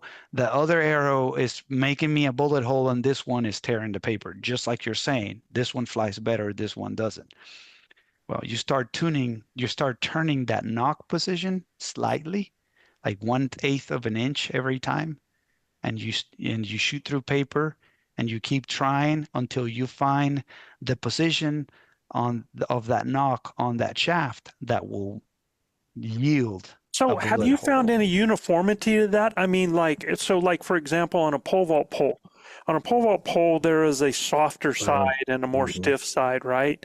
You know, have you found that knock tuning seems to go with that flex on your arrow? So that's a great question. So it has to do with where the spine of the arrow is. And when I mean the spine, Mhm. not just the stiffness, but these shafts are rolled. Right. So in that seam, when they go together, it has a different density, normally a bit more Like a soft density. side and a stiff side, Yes, right? yeah. Yes. So Yeah. normally what you're trying to do is just locate, because sometimes it's not visible to the eye. Some shafts I can look down the shaft and I see a little bit of a seam, and that's my starting point, right? And it gets me close to where I put that seam either at the top or at the bottom. You see a Mhm. seam?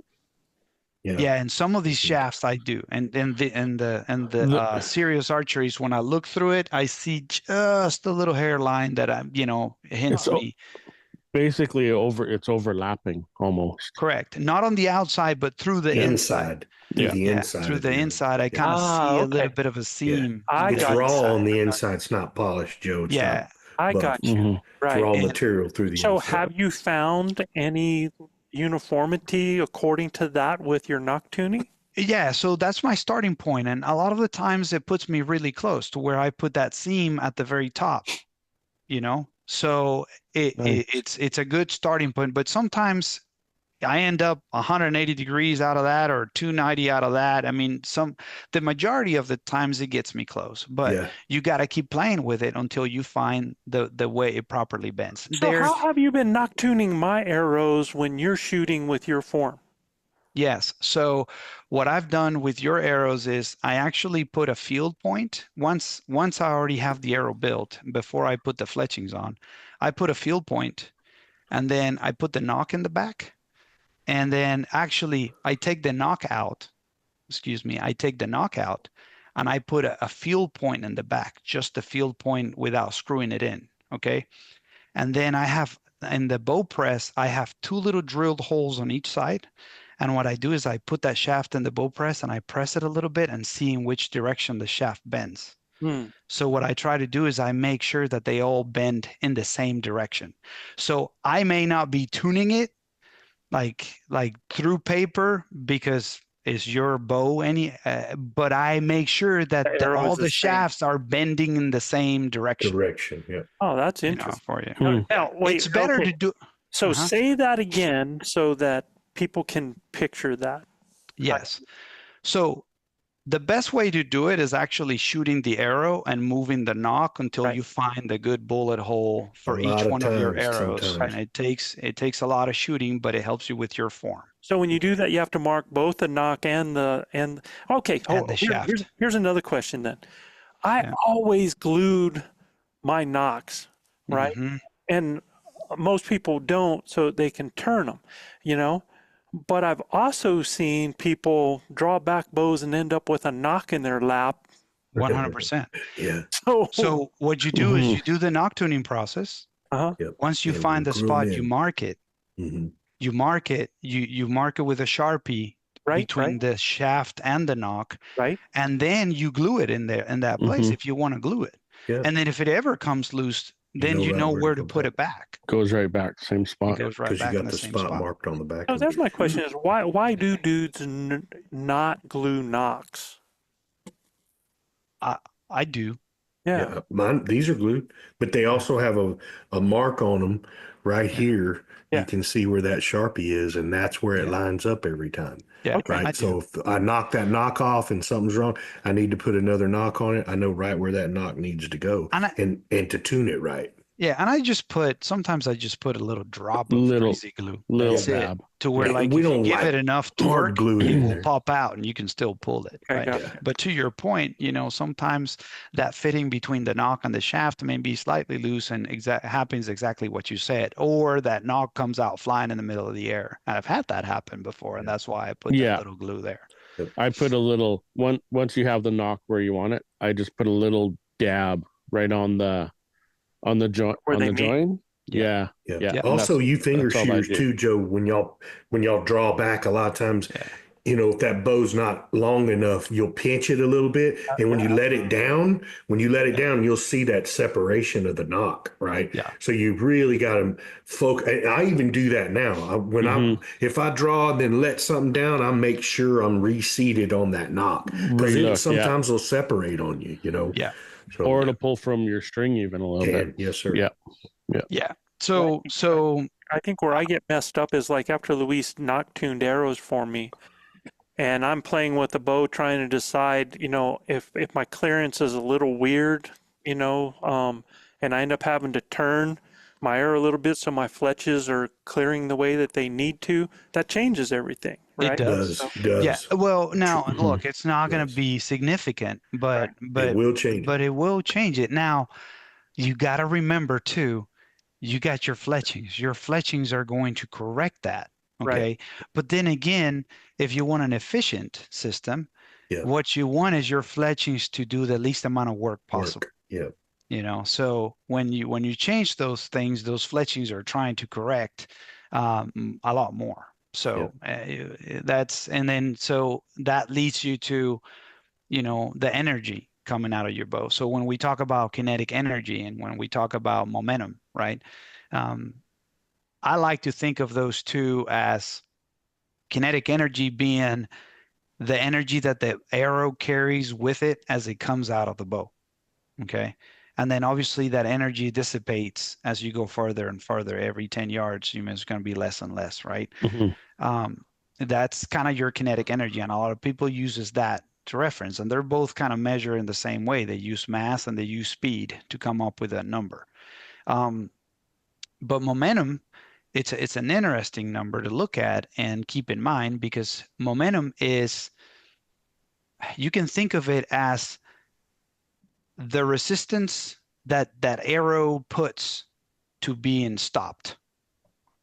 So basically, or looking at it the other way when we use in a gun terminology is a stopping power. And it's not like Knockdown power, yeah. but it's not like we're stopping something coming at you. It's the other way around. It's like this is not it's like a train that is not going to stop. Yeah.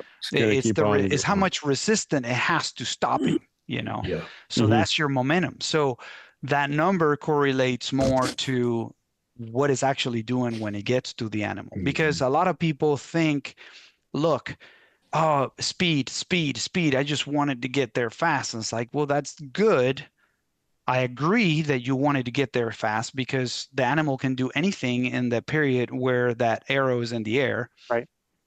The problem is, most important is actually what happens when it gets there, because I don't do anything if it gets there and it just gets there really weak and it doesn't do the job. If I could put it to other people so they understand it, it's like a boxer. A boxer is not taught to punch on the face right here. They're taught to punch through Right. the There you go. object that they Yes. have, right? Yes. That's So a great that analogy. momentum actually takes more force, Takes more power on contact. Yes. Well, and Luis likes to explain this too, man.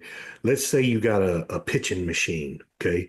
And this pitching machine's turned up to 90 miles an hour. And you put a ping pong ball in that pitching machine and you shoot that ping pong ball at you and you're standing in front of it and let that ping pong ball hit you at 90 miles an hour. Then pick up a baseball and let the baseball go through there at 90 miles an hour, or a golf ball and hit you.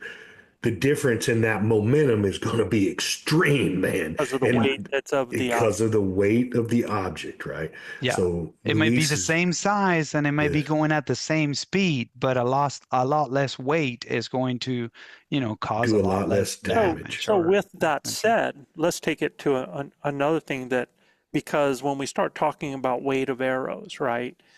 Because people tie in the weight of an arrow with a loss of speed, right? Yes. So they do. But so with that same thing, you could take that ping pong ball at 90 miles an hour and then feel that impact. And then you could throw that baseball at 50 miles an hour and it still hurts more than the ping pong ball. Oh, yeah, Yes. 100%. Yes. Yeah. Well, and that's And the do thing. more It's damage. the reason why, Joe, is because that's where math is beautiful. Math is beautiful.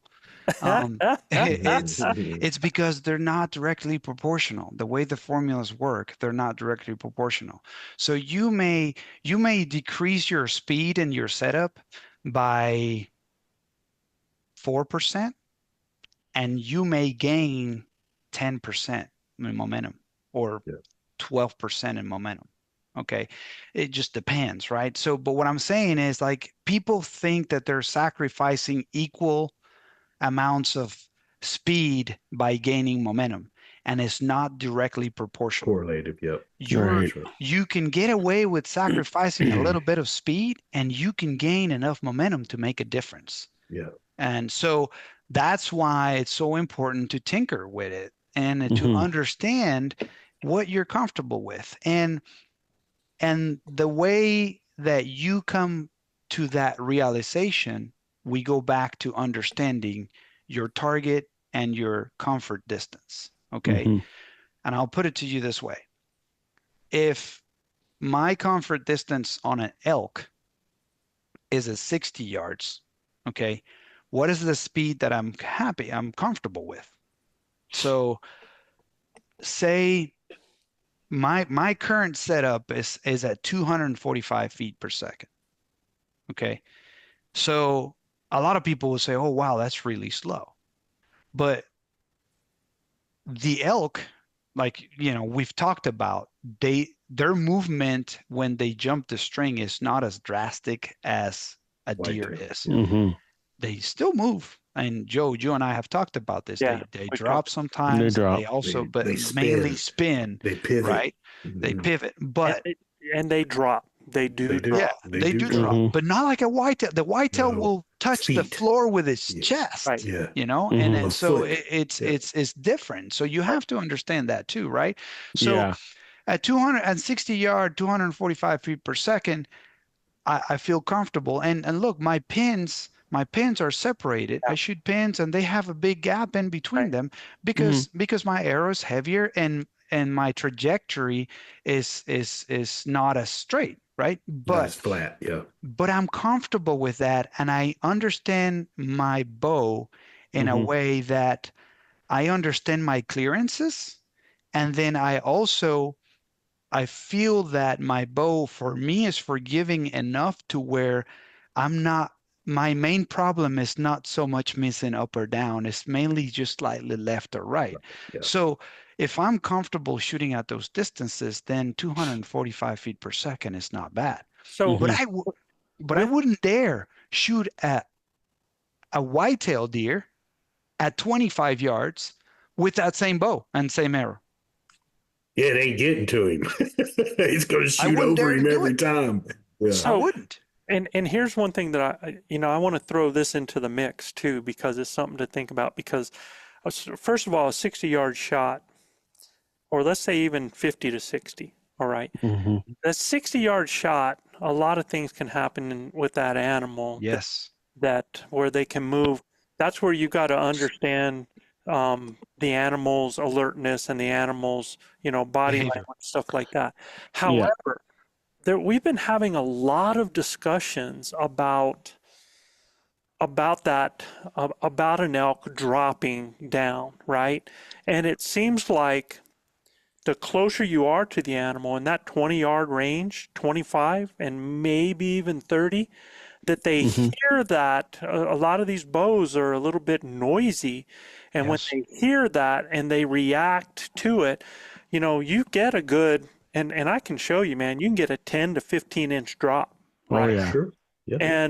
But what they're finding is that the further you get away, you get out to that 55, 60, and especially with a hairy, Heavy, hairy hairy arrow. I'm hairy and heavy here, but when you get that heavier arrow out of your boat, it shoots Silent. quieter, A lot quieter. right? Yep. And what happens is that distance, that animal does not pick up that sound at that distance Correct. a lot of times. So you don't get the same effect. So sometimes at that distance that, you could actually not worry as much about the drop. Again, if you have an animal that's not alerted and This bull right here behind me, Joe, that I'm pointing at with my arrow, that bull is 57 yards looking dead at me. And I mean, so alert. We just ran him off, right? Got him stopped with a cow call.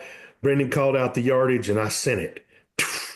And I mean, you watch him, he drops probably 3 or 4 inches easy before the arrow gets there and even makes a turn to get out of there, right? If I don't have a great arrow, I mean, we get, never found the arrow. Arrow went through the bull all the way through him and we never found the arrow. It buried up in the mush that was there at that. so what, what arrow, do you remember what arrow weight and about what speed your bow was shooting at that time? Yeah. So that arrow would have been, that's the first year Luis made me arrows, was that Colorado hunt. So That was like a that was like a 525 or something like that, Joe. Yeah. Wasn't it, Luis? The first set you made me? And you were shooting about 490 before that. 490 before that, but your speed of your bow was probably, if I remember right, about 280. No, 270 something. Okay. 270. So it went down about when he went up in weight, but not as much. I mean, I think 270 something. Right now, it's these arrows that he built me for my new set are 570 grains. So we went up just a little bit. It's a lot quieter. And then going to this awesome tooth of the arrow head, no plug intended, but for real, this thing just is. I mean, it's dynamite. It's lights out. And this is the V series. With that Broadhead, so it's the V series, man. And why did Big O fall in love with this broad? Because it puts blood on the ground, brother. And when you're bow hunting, you gotta find that animal, right? And where we hunt, it's so thick, it's so nasty.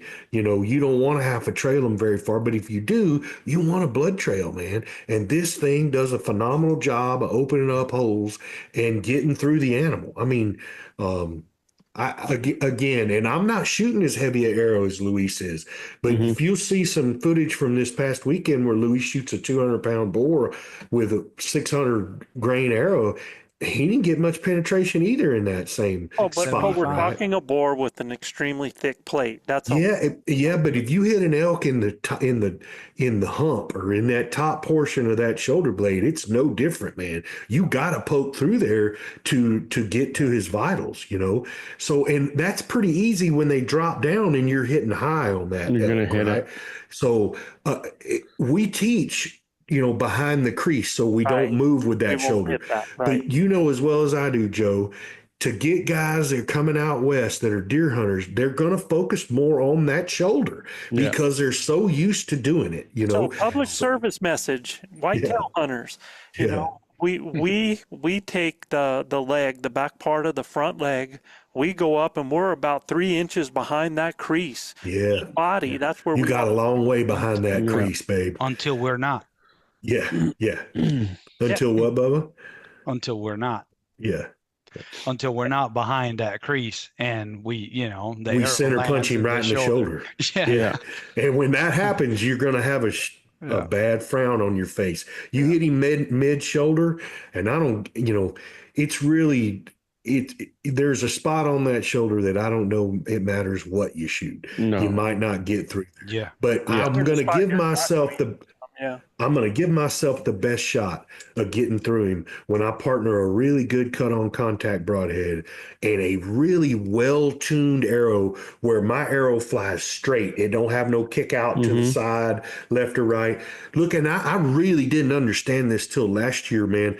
I kept seeing my arrow on a shot that I would video, and my arrow looked like it was riding high, like I was High. shooting higher than I was Not normally high. shooting. Like my arrow was going to go Jumps up and then go down, you know?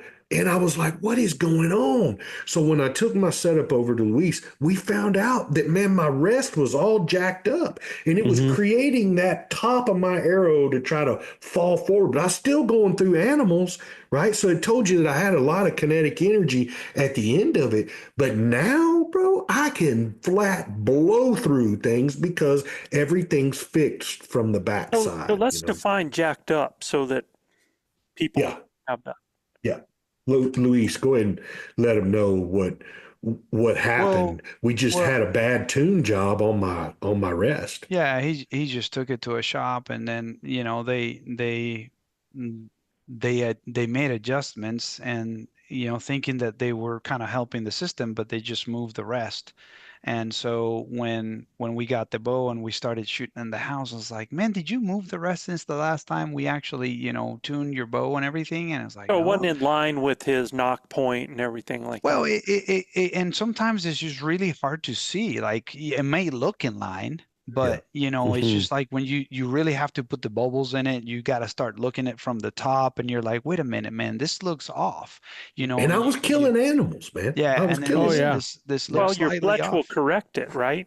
I mean, Exactly. good point. Exactly. Well, it will try, because that's what he was seeing. He was seeing that tail end just trying to correct itself. I've seen my arrows come out where they're actually lower on the front before they settle in. You know, Yeah, that's not good because when it hits it, it's losing momentum, right? And you got to have a really good, sharp, dang broadhead for it to pick it up and go on through, or a smaller, thin-skinned game, right? And we don't do that down here. well, I mean, and our a lot deer, of times, 200 by the pounds. time that arrow gets there, it's all that fletch is straightened Yes, out. Right? it's straightened it out. Unless your Yeah. animal is a lot closer. Yeah, unless the animal's a lot closer. So, you know? and that's why it's so important for it to have the entire flight in, you know, in the most efficient manner, right? So Yeah.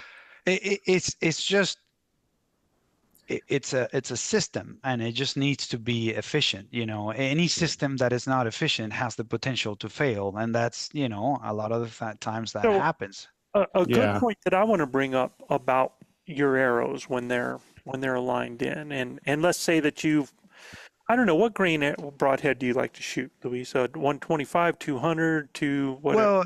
Well, I don't think of it in terms of the broadhead. I think of it in terms of the weight of System, the yeah. arrow. Okay. So what I do is, like, I am always testing new arrows, or I'm sorry, new broadheads, and I'm testing for just evaluating how sharp they are, how much blood they leave, what kind of hole size they leave, and, you know, whether am I getting consistent 2 holes. And so I'm so always the people know you're in a very target-rich environment hunting hogs all the time, right? Yes. So How many Yes. animals you killed this year with your bow already, Luis? 14. Yeah, Oh, this so- year already? This year, 4 or 5. yeah, since January 1. No, I'm sorry. Past season, right? So Yeah, up till past January season, 1. past season 14. Yeah. And I Wow. killed. I'm sorry, I- 16. 16. I killed 14. So I mean, 16, yeah. we're the data set we have between he and I is 30 animals, Right. right? Mhm. So I mean, this data set just grows and grows and grows, man. And I'm at over 90% kill rate, right? So Yeah. that's incredible for bow hunting and what we're doing, right? Yes. And so and it's not all me, all right. I mean, yeah, I'm letting the arrow go, but man, it's what's on the end of it. You have so much confidence that Yeah. you know wherever you put it, it's going to do its thing, man. It's No, but going to do its job. I've seen Luis, because a lot of people will tell you, you need to shoot your broadheads, right? Because of the flight of the broadheads, All I shoot. right? Yep. Again, for years, because of cost, Yeah. I had one broadhead that I would shoot to see if it was hitting the same as my field points, and I was Right. good, right? I didn't Yeah. always shoot Mhm. broadheads. That was the same.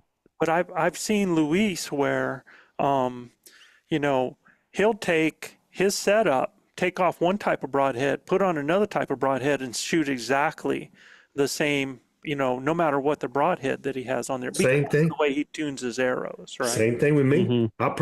So if you look at my quiver, there's 3 types of broadheads in my quiver. This one right here, and a Muzzy Trocar, and then I shoot I still have a 125 grain Heartcraft that I've shot for a lot of years, and it's on one of my practice arrows. But it shoots exactly the same. Every arrow shoots exactly the same. Yeah, at some point, during last year, I had, 5 arrows in my quiver, and they all had different broadhead. Broadheads on them, yeah. And so, I try not to just screw in a new broadhead into another shaft, because it Without kind of tuning it. defeats the purpose of Yeah. the insert tuning and stuff like that. But sometimes I have to, because I either lose the broadhead and then the shaft's still good. So I just kind of, if I need it immediately in the field, I would do that and it will fly just fine. But me being anal, I'll come home, I'll heat up the insert, pull it out, clean it. Now insert tune that new broadhead with that new insert and glue it back on, So, but yeah, and the reason is because, like you said, I feel comfortable that my arrows, they all fly the same, they all weigh the same.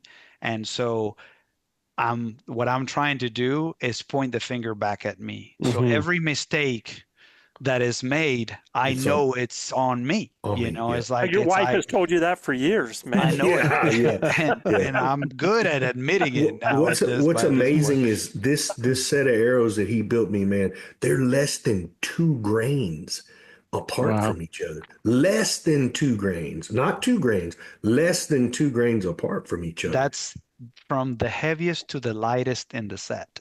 Yeah. Wow. So if I got one, most of them are between 569.5 and 570. I mean, that's the range, dude. So it doesn't get any better than that, No, let me take it to someplace else, because it's still in the same area, but like I used to shoot double X75s, aluminums. Yeah, right? that's all that was available back in the day. Well, and everything I killed was with those aluminums until some drug dealer gave me Some something. drug dealer gave you some carbon. And now, have you done anything with aluminum? So about this whole thing, as far as tuning it, not tuning it, because of the way because isn't an aluminum arrow made differently than the carbon? They are. And they're wrapped. It's carbon wrapped aluminum. I started the journey with FMJs, Me too. And that's when I started like playing, well, do I need to tune it with an FMJ? And I don't want Easton guys throwing shade at us, man. No. We love the FMJ. I love the killed FMJ. a lot of animals with it. Killed tons of animals with My it. first elk I killed with it. Yeah, if anybody wants to start out with something, there's nothing wrong with starting out with an FMJ. Yeah, I'm telling there you. you go. There's nothing wrong with shooting a federal bullet through your rifle. But when Luis Gonzalez builds a bad to the bone bullet, I want him to make my bullet. You know I'm what I mean? just saying straight up aluminum. All right, like Yeah. XX75. Well, they don't have them the no problem more. is okay, so what is aluminum? Aluminum is just lighter shaft. Yeah. Okay, so Metal. again, it goes back to the mindset of I want a faster arrow, and thus I'm going to look for a lighter shaft that is going to get there quicker. But with a lighter shaft, then now you need to understand the metallurgy better to make sure that the spine is corresponding to what weight you're going to be putting in the front of this arrow. Yeah. And the problem with the aluminum is that the elasticity that a carbon fiber shaft has is different than the aluminum, meaning that the point of no return when the aluminum has an impact may be way less than the one of a carbon shaft. So what ends up happening is you probably end up with a lot more bent and messed up shafts Yeah. than you They're would one and done, man. with something more Especially through an flexible elk. that has better elasticity to return to its original shape. I still have the first arrow I ever shot at this bull, and it's bent like, I mean, a dog's hind leg, and it's an it killed that elk, right? But it's bent, never shooting it again, right? I just told you, these shafts, bro, like I killed 5 animals with one shaft. You know what I mean? That's where it don't happen. You're never going to be able to do that with an FMJ. You're just not. I never shot FMJs. I just shot straight double X75s. Well, you weren't going to do that with a double X75 either. They're going to bend. But that's the thing about those. I had to shoot a little bit thicker, heavier aluminum arrow. But they are aluminum. They do bend in the wrong situations. But at the same time, for the price of my dozen arrows that I made, I can buy 50, aluminums, right? Yeah. And I can't tell you how. Yeah, I can buy 50 aluminums. Absolutely. Not anymore, Joe. Huh? Not anymore. I got them right here for $67.99 a dozen, right? So, which is expensive than what I used to pay $30-something. They were $30 back. So they're half the cost of a FMJ or if you bought just a gold tip off the shelf, you'd spend $110 for a dozen. Yeah. It's not as much as you think, brother. Well, I mean, and not to mention, I'm going to shoot 3-4 animals to every one of yours. And I think that's kind of where I want to go. I've always said this to hunters too. Like, look, budget is important. It is. We don't want bow hunters to go out there and just get the top of the line and just be suffering because it's like just because we said so. Budget is important. You have to adjust yourself to your budget and to your hunting conditions, right? Yeah. Like we shoot animals like weekly a lot. Yeah, on a monthly basis, I may shoot every month. I may shoot at least 3 animals. Okay, so that's the level of activity that we're exposed to. So in my opinion, what I like to do is I like to create arrows, build arrows that are going to be long lasting to where I can resharpen, clean up, and shoot again, because at the long run, that's going to help me out, save right? money. But if you're looking at a setup that is good enough for what you need, and you're just going to shoot, 2 killing blows a year, and it's a lot cheaper because that just works for your budget, that's great. But just be mindful of all these other things like we're talking about, right? Absolutely. Your speed, your spine, what kind of broadhead you want to be picking, how much weight you want in the front, make sure those things match. You can make your systems work for your budget and for the best of your capabilities, but understanding all of these things, especially if they do some of the intricate things that you've been talking about. Right? Yes. And all the more reason if they only getting 1 or 2 shots a year to do that, to send something that's freaking lethal, man. Because you're only getting 2 opportunities a year, where me and Luis have 30, 40 opportunities a year. I always have a starting 5. Yeah. Hey, look, man. The cool thing is I don't have to do that anymore. Right? I used to number all my arrows. Now I just grab one, load it up, and let it rip. And I even have you had that practice arrow. I even have a practice arrow that's about that much shorter than the rest of them, and I'm telling you, it's on the money, dude. I use it to clean up my varmints and stuff like that. I don't know how many freaking animals that dang arrow shot, So let's talk broadheads. Let's go over to before, because we're getting we're running short on time here. Yeah. What have I you? can What have talk been all some of night your? about that. What have been some of your findings? Like, are there certain things that you are after? Because man, I've seen all the broadheads you've gone through. And I can pull about. There's 30 of yeah, them laying around here.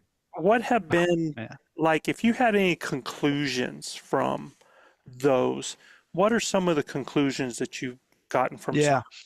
No, man, that's that's a it's a Loaded million question. million It's dollar question, Yeah. right? But I can tell you this, and this is broadhead and arrow weight. Okay, when I was shooting my 711 grain arrows with my 711 grain. Wow. yes, with my the elk I killed in Canada was Yeah. with a 711 grain arrow, and it went through that elk like water, Mhm. and we it never buried in we didn't find it. Yeah. yeah, we didn't find that We second never one found yet. it. We didn't find the Yeah. second one. Yeah, Yeah. yeah. And So, no clear on it. There's a pissed off farmer somewhere. But yeah, anyway, It's probably in yeah. his Yeah. tractor tire. but again, so with my 711 grain arrow and combined with single bevels, two blade single bevels, there was not a single animal that I didn't get a full pass through. I'll just leave it at that. Those are my stats. I'm Mhm. not budging those. The one time I shot this big hog with that 711 grain arrow, and I didn't have a single bevel broadhead in there, and I hit the shoulder, it went doing, and it only got about four inches of penetration on that hog. So again, that's another fact. Okay, what was the only difference between all of my other shots on that one? It was the broadhead, and it was the single bevel versus double bevel. Double barrel. I'm not And this, saying that's the reason. That's the only thing I No. can think that was slightly different, right? this past week though, he shot another hog with a single bevel, Yes. and it's a little bit lighter, six what? Yeah, 675. 675. And Yes. he did not get very good I had a penetration. very similar result that I did with a 711 and a double bevel. So again, this is just kind of me kind of trying to tie things up as like, maybe 675 is still slightly low of that threshold of heavy bone breakage, which Dr. Ed Ashby, based on all his data, he concluded that at 650 is actually The where breakover. it's where your chances of breaking heavy bone increase considerably. He didn't say when that all 650s broke bone.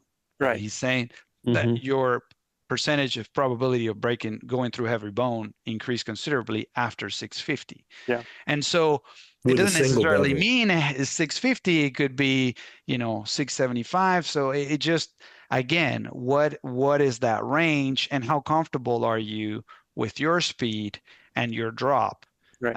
at Yeah. distances? Those are the things that we all like. If we really want to get into this, we all just really need to feel comfortable with and play, and try. Have you ever tested mechanicals? Yes. I Many. have tested mechanicals once, and I just I didn't get the penetration I wanted, and just based on all the other stories, mechanicals have not been something that I wanted to really dive into. But I know Gilbert has shot a few mechanicals, and I think they have their Their Mhm. place. their niche. I think that for deer or lighter skin, maybe lighter bone animals, that you want to make sure that you recover, make a big hole. They Yeah. could be very ideal. Yeah. I've shot every deer I've shot with a mechanical, which I've shot with the G5 Mega Meat, and then I shot one with the hybrid Muzzy Trocar hybrid. All all four animals I've shot with a hybrid with a mechanical, full pass throughs, and I watched them die in sight. Deer. Yeah. Okay. Deer. Every hog I've shot with one of them. They run off with my damn arrow because I don't get it. I mean, yeah. And now look, I Yeah. recovered 2 of the hogs, but I mean, I didn't get but about maybe 8 inches of penetration and not a very good blood trail at all.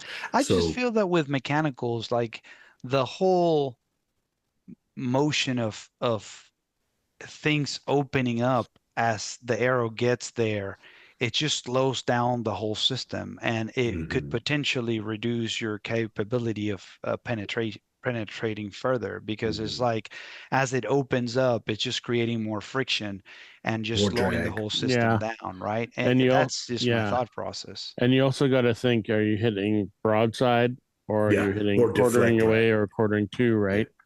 And That Yes. that happened to that Chav with me. makes a big difference. I called a giant bull in for Chav, and he actually hit a little limb with the backside of the arrow, and it was enough to jar that hybrid open or that mechanical open, and Mm-hmm. it hit him kind of quartering away.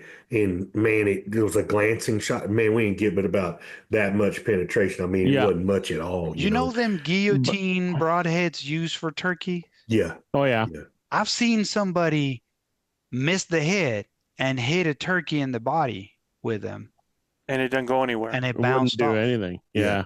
yeah.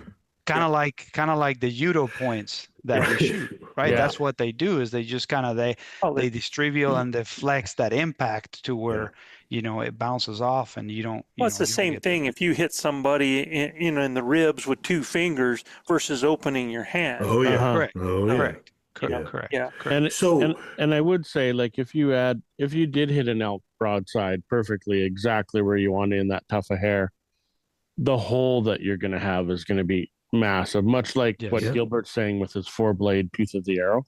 yeah, That hole is it's that huge. hole's massive, and the blood's coming out that hole. And Yes. so I've never personally shot anything with an expandable broadhead. I've played with them, I know a lot of but big time elk hunters use them, man. but I I'm know, talking big elk hunters, man. And to yeah, I Like that know, well point, known Chav, named guys, right? But I, yeah, Not but I just because see, they I not just just see a because they're lot getting of those paid to do it, animals but running yeah, off with arrows sticking oh out. yeah, uh-huh. every one of them, And Joe. I've never seen a pass through with one of them. and I And can't say that because I haven't seen them, but it seems like when I see those, I see a lot of those arrows sticking out. And, yeah, for me, and the way we coach and teach, we want we 2 want holes. 2 holes. We want to two pass holes. through. Uh-huh.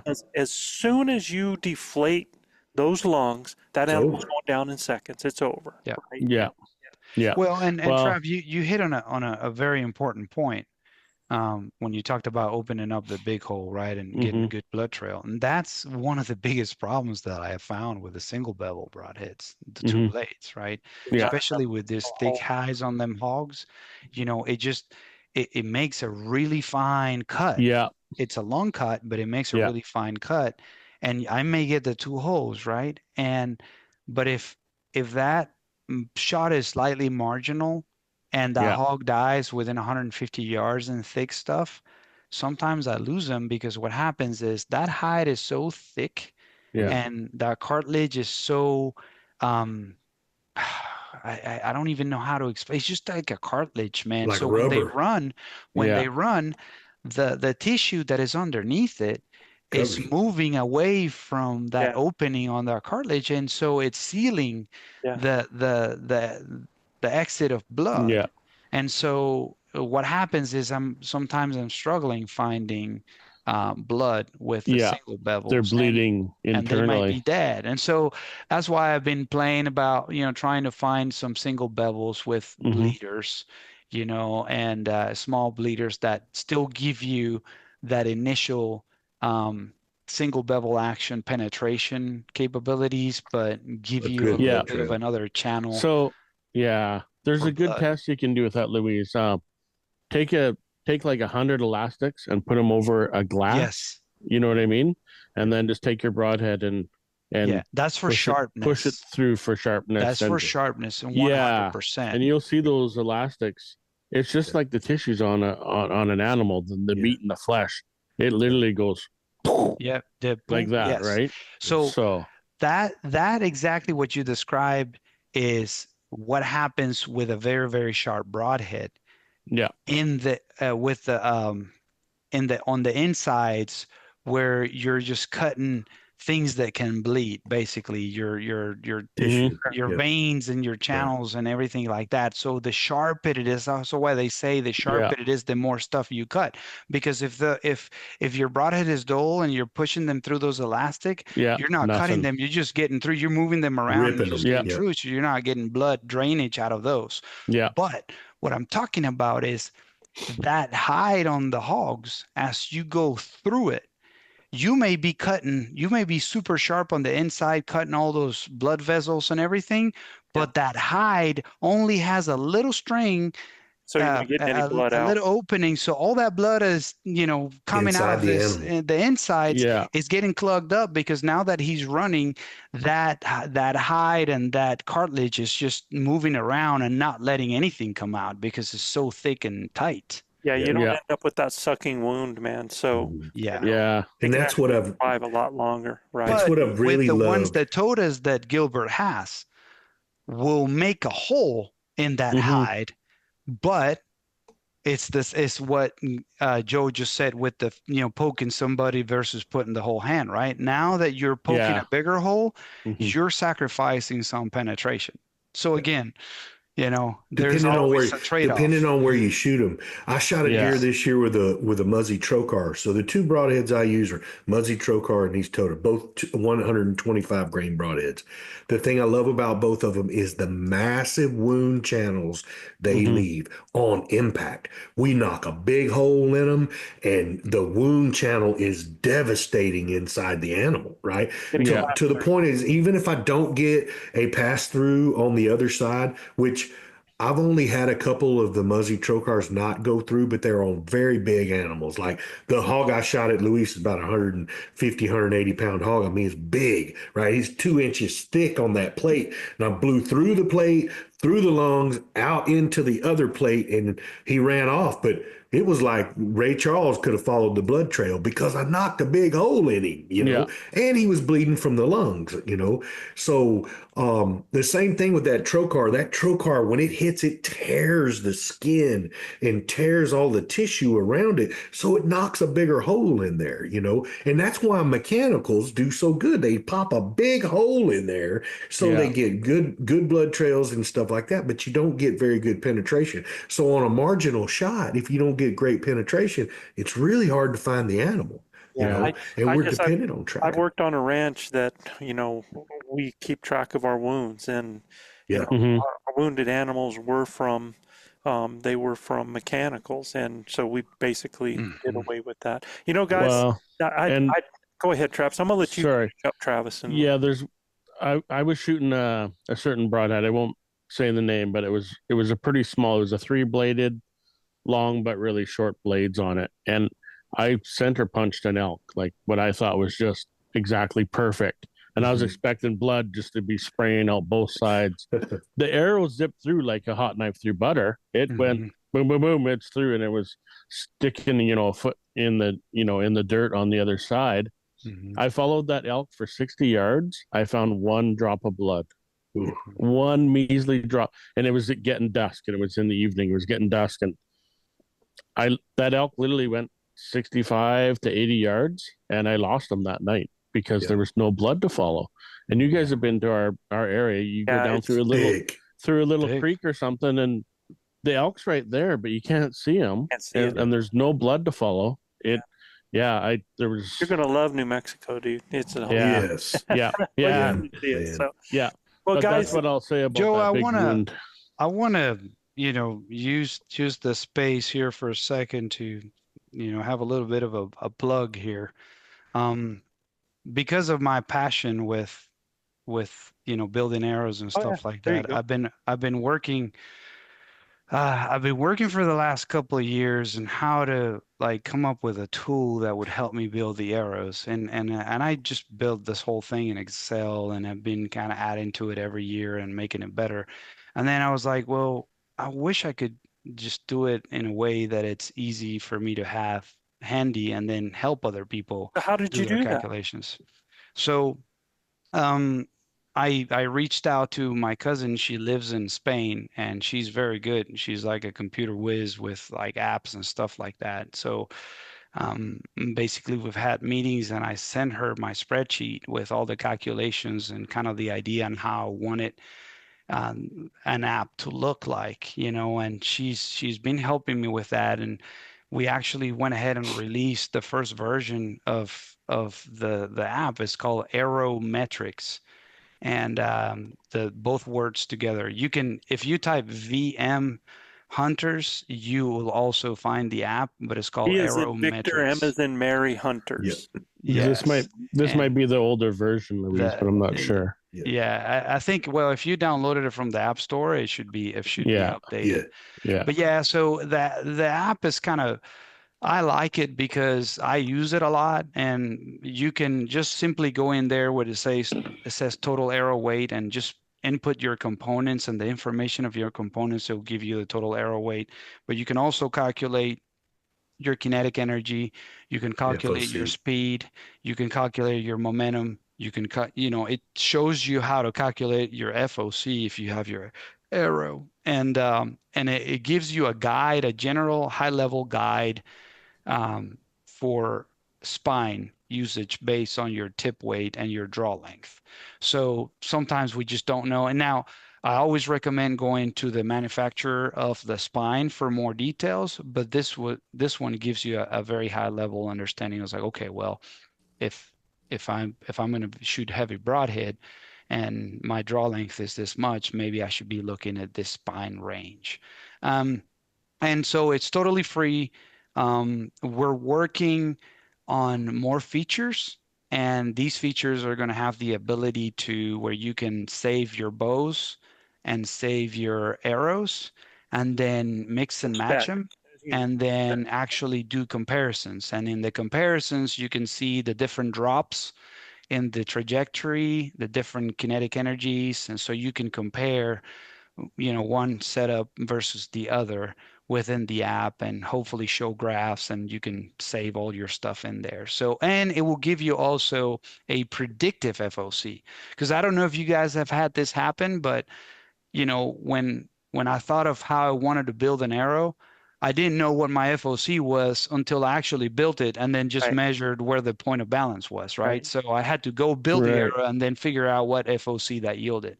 Yeah. Well, I started nerding out and trying to find out formulas to, use moment in order to kind of predict that. And I think I got it within, 3 to 4% accuracy, to where if you build it in the app of how you imagine your arrow to be and your components, it will tell you approximately what your FOC will be before you even build the arrow. So that's cool. Those formulas are already built. It's just a matter of now we're working on the background to be able to save the users' setups and do all these calculations. So, and you can find that in the Apple Store, right? Yes. The App Store, or the Google Store. Yeah, just VM Hunters. That's a fantastic place, and I'm so proud of you, dude. What you've done. Thank you, sir. I'm proud of you anyway. I mean, who would have thought an ugly kid like you would have come this far? So, it's amazing. and look, I mean, it's absolutely worked wonders for me. I've kind of been his guinea pig that he's been able to use a subject, if you will, test lab, and we've shot a lot. I mean, to do some of the things we've done, I'm about to wore myself out. If you thought you had a shoulder problem, man, you'll have one after he gets done with you, because it's a tremendous amount of shooting to figure this out. But once you do, man, it's almost like plug and play. And FOC means something. Luis, before we close out, what would you say is a good range of FOC for our elk hunters out there? I mean, could you get them close? I mean, I know that's a loaded gun question, but could you get them close to being where they want to be? Yeah, I mean, if anything, I would say anything between. It just depends how far you want to shoot and how accurate you want to be, you know. But for just elk hunting alone, if you're, around 15%, 14%, but the more the better. It's just as simple as that. I mean, if if you're 24% FOC, that's better than 14, but 14 is good enough. What you're looking for is just for a good arrow flight, and that's what the weight forward does. It just leads the arrow and it keeps the stability. So, but yeah, if you're in the single digits, just consider Try to optimize if what you you're can. doing, because again, what we talked about at the beginning of the podcast of the arrow wanting to turn in midair, basically that's what the system is doing. Is like in midair, if the weight is smack in the middle, it just really doesn't understand what goes in front, and it might just impact your arrow stability through air. Keeping Awesome. keeping it simple. If you got a sharp broadhead and the arrow is flying straight and true, Yes. that equals Hitting where you aim, yes. that equals penetration. 100%. An arrow flying straight and true is penetration. Yeah, and Right. don't get hung up on what broadhead you shoot. Get hung up on what shoots great out of your setup, and what you're comfortable with. We're telling you what we use because that's what we use every day. We're not lying to people, and we're not sponsored by anybody as far as Tooth of the Arrow or Muzzy or anything like that. I love those guys because they create great products, but at the end of the day, that's, Luis has got 30 different broadheads over there he's testing. Joe shoots a wasp broadhead. Chav shoots some Tooth of the Arrow stuff. So, I mean, at the end of the day, we're telling you what we use every day, day in, day out. I mean, I'll be bow hunting this weekend. So do what, Bubba? And what we have learned, what we've learned to reduce that learning curve. Learning curve for you, because we've done it wrong for a long. I say wrong. We didn't know any better, But what's the old saying? You don't know what you don't know. And it's the truth, right? We don't know what we don't know. And now that we're diving into it and figuring a few things out, my boy's got it figured out. I'm not going anywhere else if I'm going to have an arrow made, as long as he'll, keep making them for me. That's for sure. And that's confidence, guys. When you draw your bow back, if you got the confidence, that pill's going to do its job when you send it. I mean, at the end of the day, that's all that matters. It's the same thing with a rifle, or when you're hitting, or whether you're golf swing, it's all about your confidence level and what you're doing, So that's why we've moved the bar a little higher for us, because we do want to feel that confidence every time when we draw our bow back. Well, that's right. Yeah. And when this crew gets together, from Joe Gillia to Travis O'Shea or Luis Gonzalez, things die, fellas. We put them down, And the fun part about when we were at elk camp there, we were all shooting together on the 3D elk target and whatnot. Yeah. I was watching all of our arrows. Yeah. Every one of us is shooting darts. Yeah, man. They're all flying perfect, right? Really good stuff. And Joe's trying to shoot my dang arrows. Man, ruin all our arrows from us, man. That's how good they're shooting. So that's what it is. We got to shoot that elk target at 120 yards. Right? That was so cool, man. Yeah, he's still feeling it. Man, I'm telling you, what a great podcast, guys. Like we've said before, man, we just giving you what we do and what works for us. Joe's been a long time bow hunter, killed 30, 40 elk, and myself a dozen, and Luis quite a few more. And if we can help you, if we can help you every day, try to save on not having heartache like we've experienced before, because maybe our shot placement wasn't necessarily ideal, and then to couple with, we didn't have a really good product on the end of it to help us get through what we needed to get through. This is kind of the plan B thing. So hopefully this podcast to help you guys get started in the right area, understanding your bow, your poundage, your arrow, and your broadhead setup that can help you kill more elk every day. And because that's what we're here to do, is try to teach guys how to get this deal done and seal the deal when they're in front of them, right, Trav? Yep. You want to have smiles and not be upset, wondering you got a long night ahead of you, thinking, I'm wondering if I'm going to find that elk the next morning. That sucks. It's the worst feeling in the world. But when you do find one, man, it's the best feeling in the world. Guys, if you like what we're doing, please subscribe, rate, and review us. You got to go to Apple Podcast or iTunes to review us, and be sure to include your name and where you're from to get in on our Spin a Winner wheel. And you can check out more elk hunting content at ElkBros.com. Just a reminder, if any of our listeners would like a question answered on our show, just send your questions to joe@elkbros.com. And like we say down here in the Lone Star State, husbands, kiss your wives, wives, kiss your husbands, hug your babies, keep your broadhead sharp and your powder dry. And we'll see you next week right here on Blue Collar Elk Hunting. Peace. Peace, everybody. Awesome, guys. Thank you, man. What a great show. Thank you, And for Louis. all our grinders out there, here it is, the new Elk Bros new theme song for our Elk Bros Adventures music video piece. Kick it off, Joe. All right, man. Peace, y'all. Thanks, guys. Where others fear is home to me. No boundaries for my soul. The pounding, the primal blood, driving hunger like no other, running through my veins. No man versus nature, only me versus me. A centuries old challenge, raging deep inside my soul. No anger, malice or evil, only a hunter and his prey. This is my life, country born and raised. When that whistle blows, I'm on the trail, pounding in my head. There's a will, there's a way, there's a way, there's a way.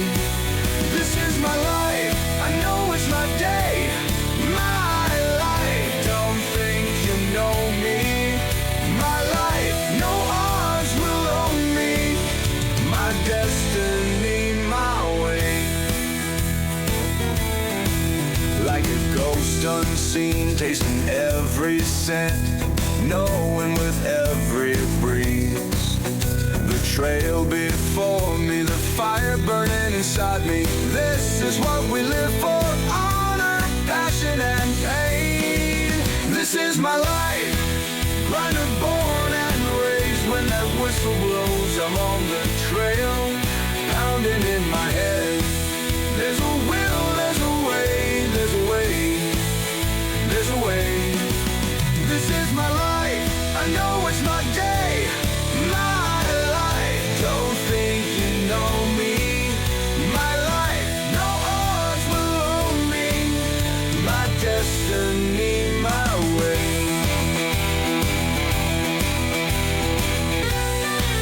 This is my life, runner born and raised. When that whistle blows, I'm on the trail, pounding in my head. There's a will, there's a way, there's a way, there's a way.